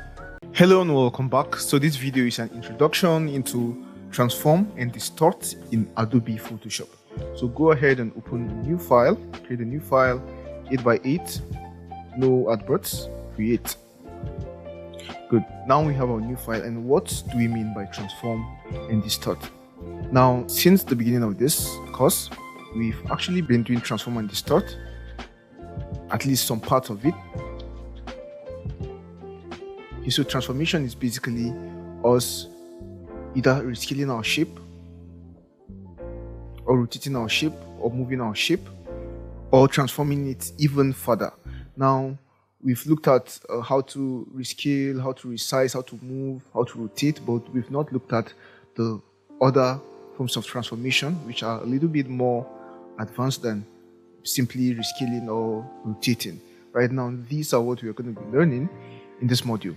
Now, select your guy, your shape, go to image, go to edit, and now you see where we see transform path, right? Transform path, we now have the scale, we have the rotate, we have the skew. Okay, so you know scale, of course. You know the scale is just to scale it down, scale it up. Okay, and then very quickly we're going to go through all of this. We see rotate. Rotate is of course rotate it. We know the skew, or maybe not, but the skew simply does this. So our shape, it transforms our shape like this, so we can basically do this to our shape. Okay, we basically do this to our shape. Doesn't come in handy most of the times. I don't use it personally so much. So, but that's what the skew does. And then we have the distort. Now the distort does this. Okay, it allows us to distort our shape like this. So you see what it does, right? So we can complete our shape, and now we have our distorted shape. So undo and go to edit. Once more, go to transform path, and now we have the perspective, which does this. Okay, the perspective does this. It basically distorts our shape and creates a perspective.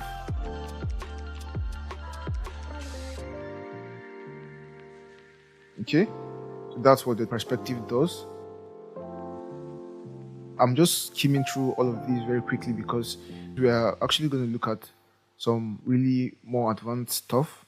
Okay, but basically all within the transform options. Okay, now we have what we call the flip vertical. To show you this, I'm just going to bring in my flag of America under the transform and distort folder. So go into the projects folder and select the flag of America and open, then bring it in. Perfect. Maybe rescale it. Sorry, let's rescale it properly and enter. Good. Select your flag, go to edit image, transform, and then flip horizontal. And you see what happens, right? We are flipping our image horizontally, and you can also flip vertically. Flip vertically, and this is what we get. Transform. Now you can look at all these other ones. They are very simple. Now there is this one we call warp. This is the warp, and then this is the one that gives us the most flexibility. So with this we can basically turn our flag into a dynamic flag. That's into a flag that is actually moving, right? So we can turn the image to look like a flag that is actually moving. We could have this. Okay, so that's the distort for you. We have the flag like this. Okay, we could even have it kind of bending this way. Okay.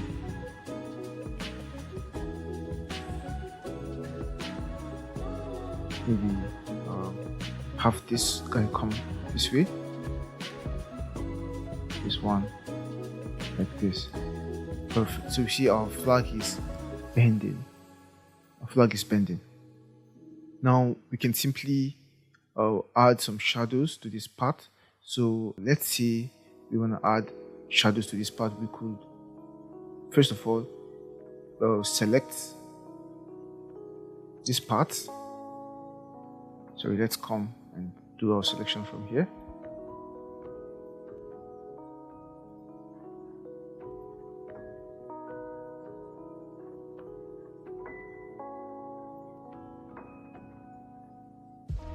You can see that I'm not really trying to get a perfect selection because I just want to show you this very quickly. This is not the main thing or the most important thing for this module. We have other things that are really important under the same transformation, right? So we can see that we've selected this part of the map, so of the flag rather. So we could just Ctrl J to duplicate it and then come and create a new layer under the duplicated part. And on this new layer now, we can use our pen tool, change the color to black, maybe reduce the size of our brush using the square brackets. Okay, so we can now start painting inside here. Now start painting inside here. Paint like this.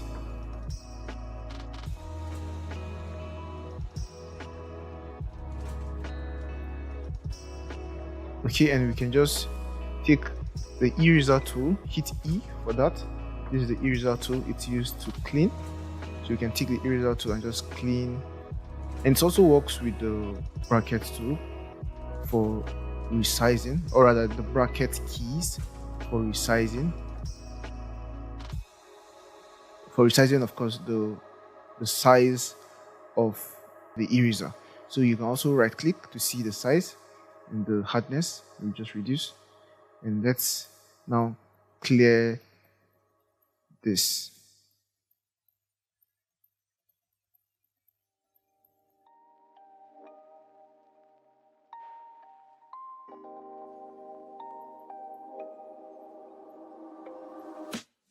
Perfect. As you can see, we've now added shadows under our flag here.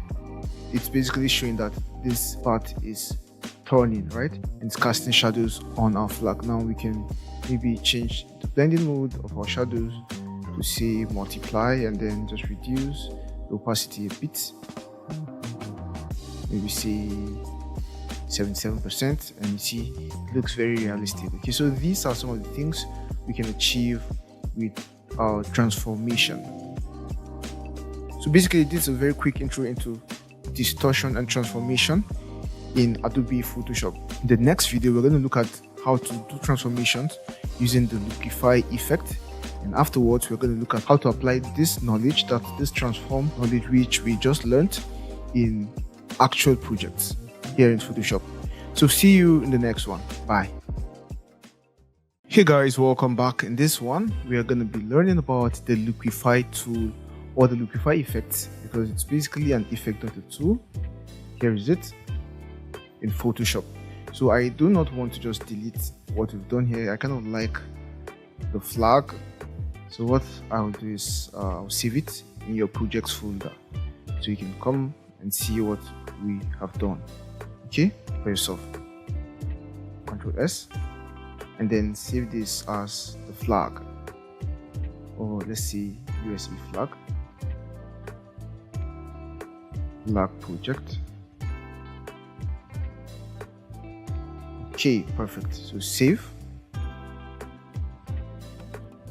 Now I can close my project and also close the flag.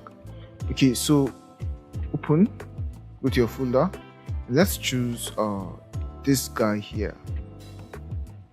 So the funny man image is what we're choosing. So select the image and open.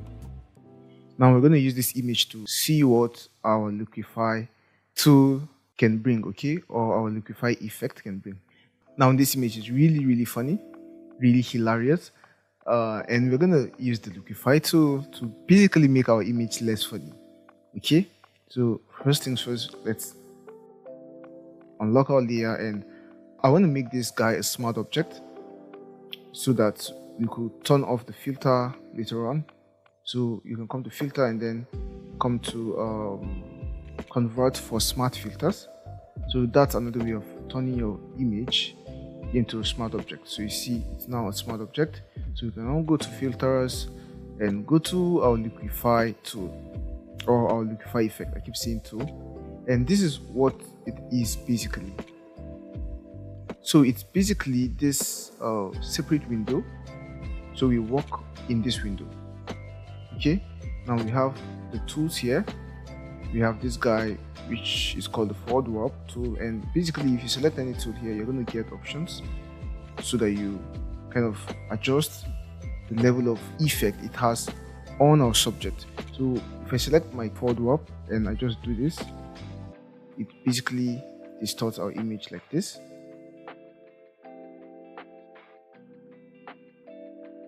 Okay, so we can basically distort our image, maybe make his pot belly bigger.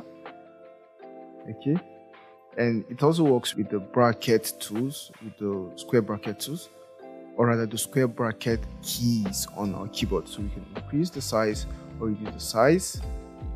Okay, and of course we could do same using the sliders here. Okay, so we could make his belly bigger, but of course that's not what we want to do. And we could preview so you can see the original and see the after. So undo. Let's just undo that and take it back to the beginning. So that's what this guy does, and we have this one which does reconstruct, and we're going to see it in a bit. So first of all, let's start with this guy. So I'm just going to increase my brush size and push in pot belly. So I want to really eliminate pot belly. I want him to be healthier.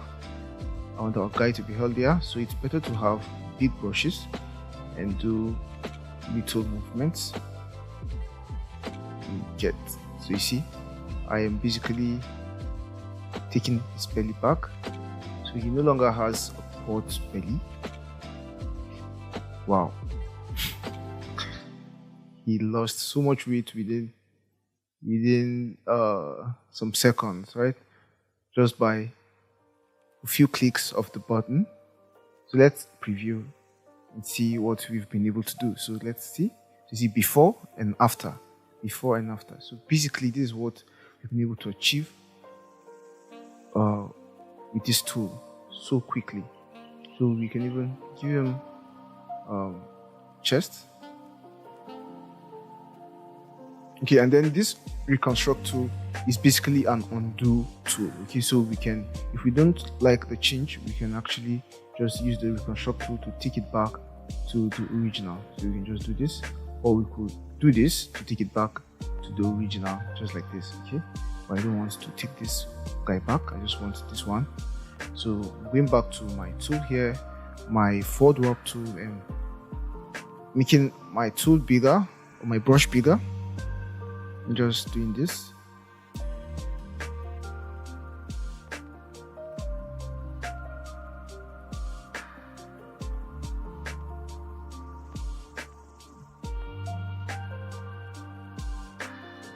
Let's move the chest a bit bigger or a bit forward. This is what we have so far. Now let's look at this tool. This is the blot tool. I'll click on the blot tool. It basically makes things blot, it makes things bigger. So if we click and hold, we see it making our our biceps bigger, right? So click and hold and you see this, but you don't want to do this too much. Okay, you don't want to do this too much because it can really get weird if it's too much. You get, but this is basically what it does. And then this other guy, which is the plucker tool, does the opposite. It basically makes things smaller. So it makes our selection smaller. So let's just go back to the blot tool and kind of increases bicep muscles with a couple of clicks.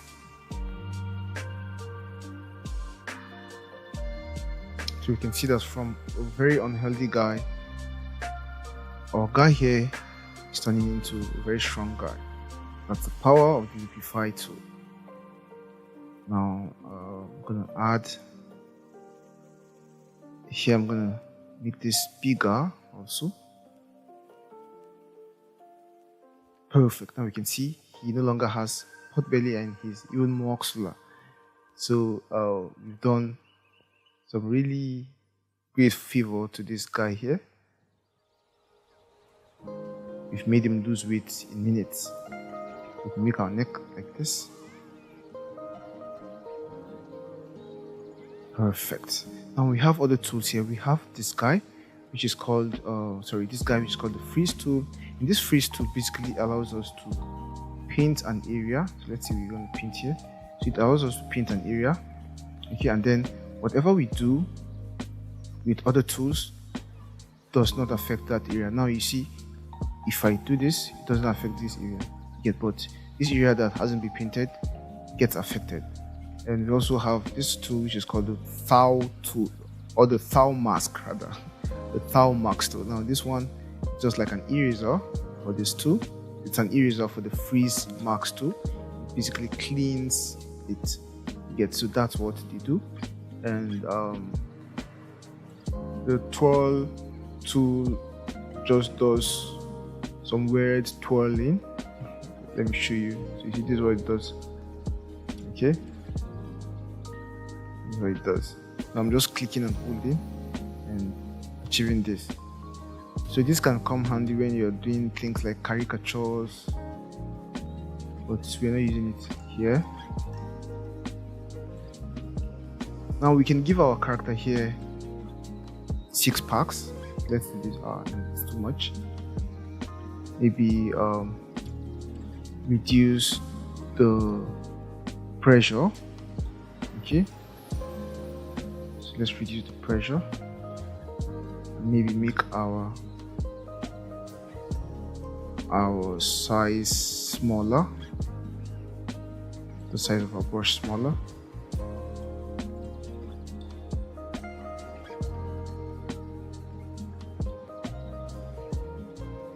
So we've been able to give our guy a 6-pack. It looks fake, but it can still work. Okay, this is for demonstration purposes. If we want to really give him a 6-pack, we settle down and do that properly.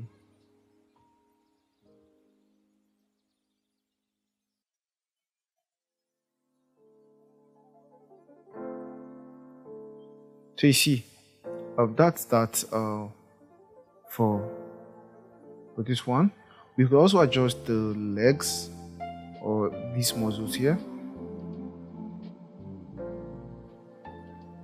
Okay, so let's just do this. I'm in the twirl tool. Let's undo. Go back to the forward warp tool. Okay, the forward warp tool. So let's make his muscles here bigger. That's too exaggerated.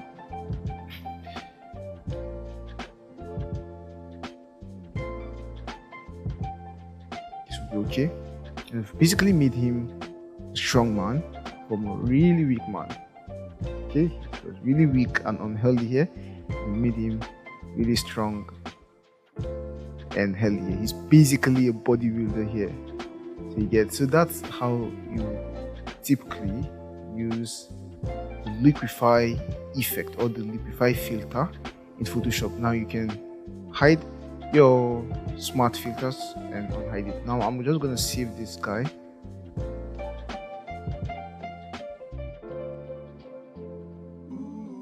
So it's titled The Funny Man and it's a PSD file. You can have access to this file in your projects folder. So with this, we've come to the end of this video on the Loopify tool. See you in the next one. Bye.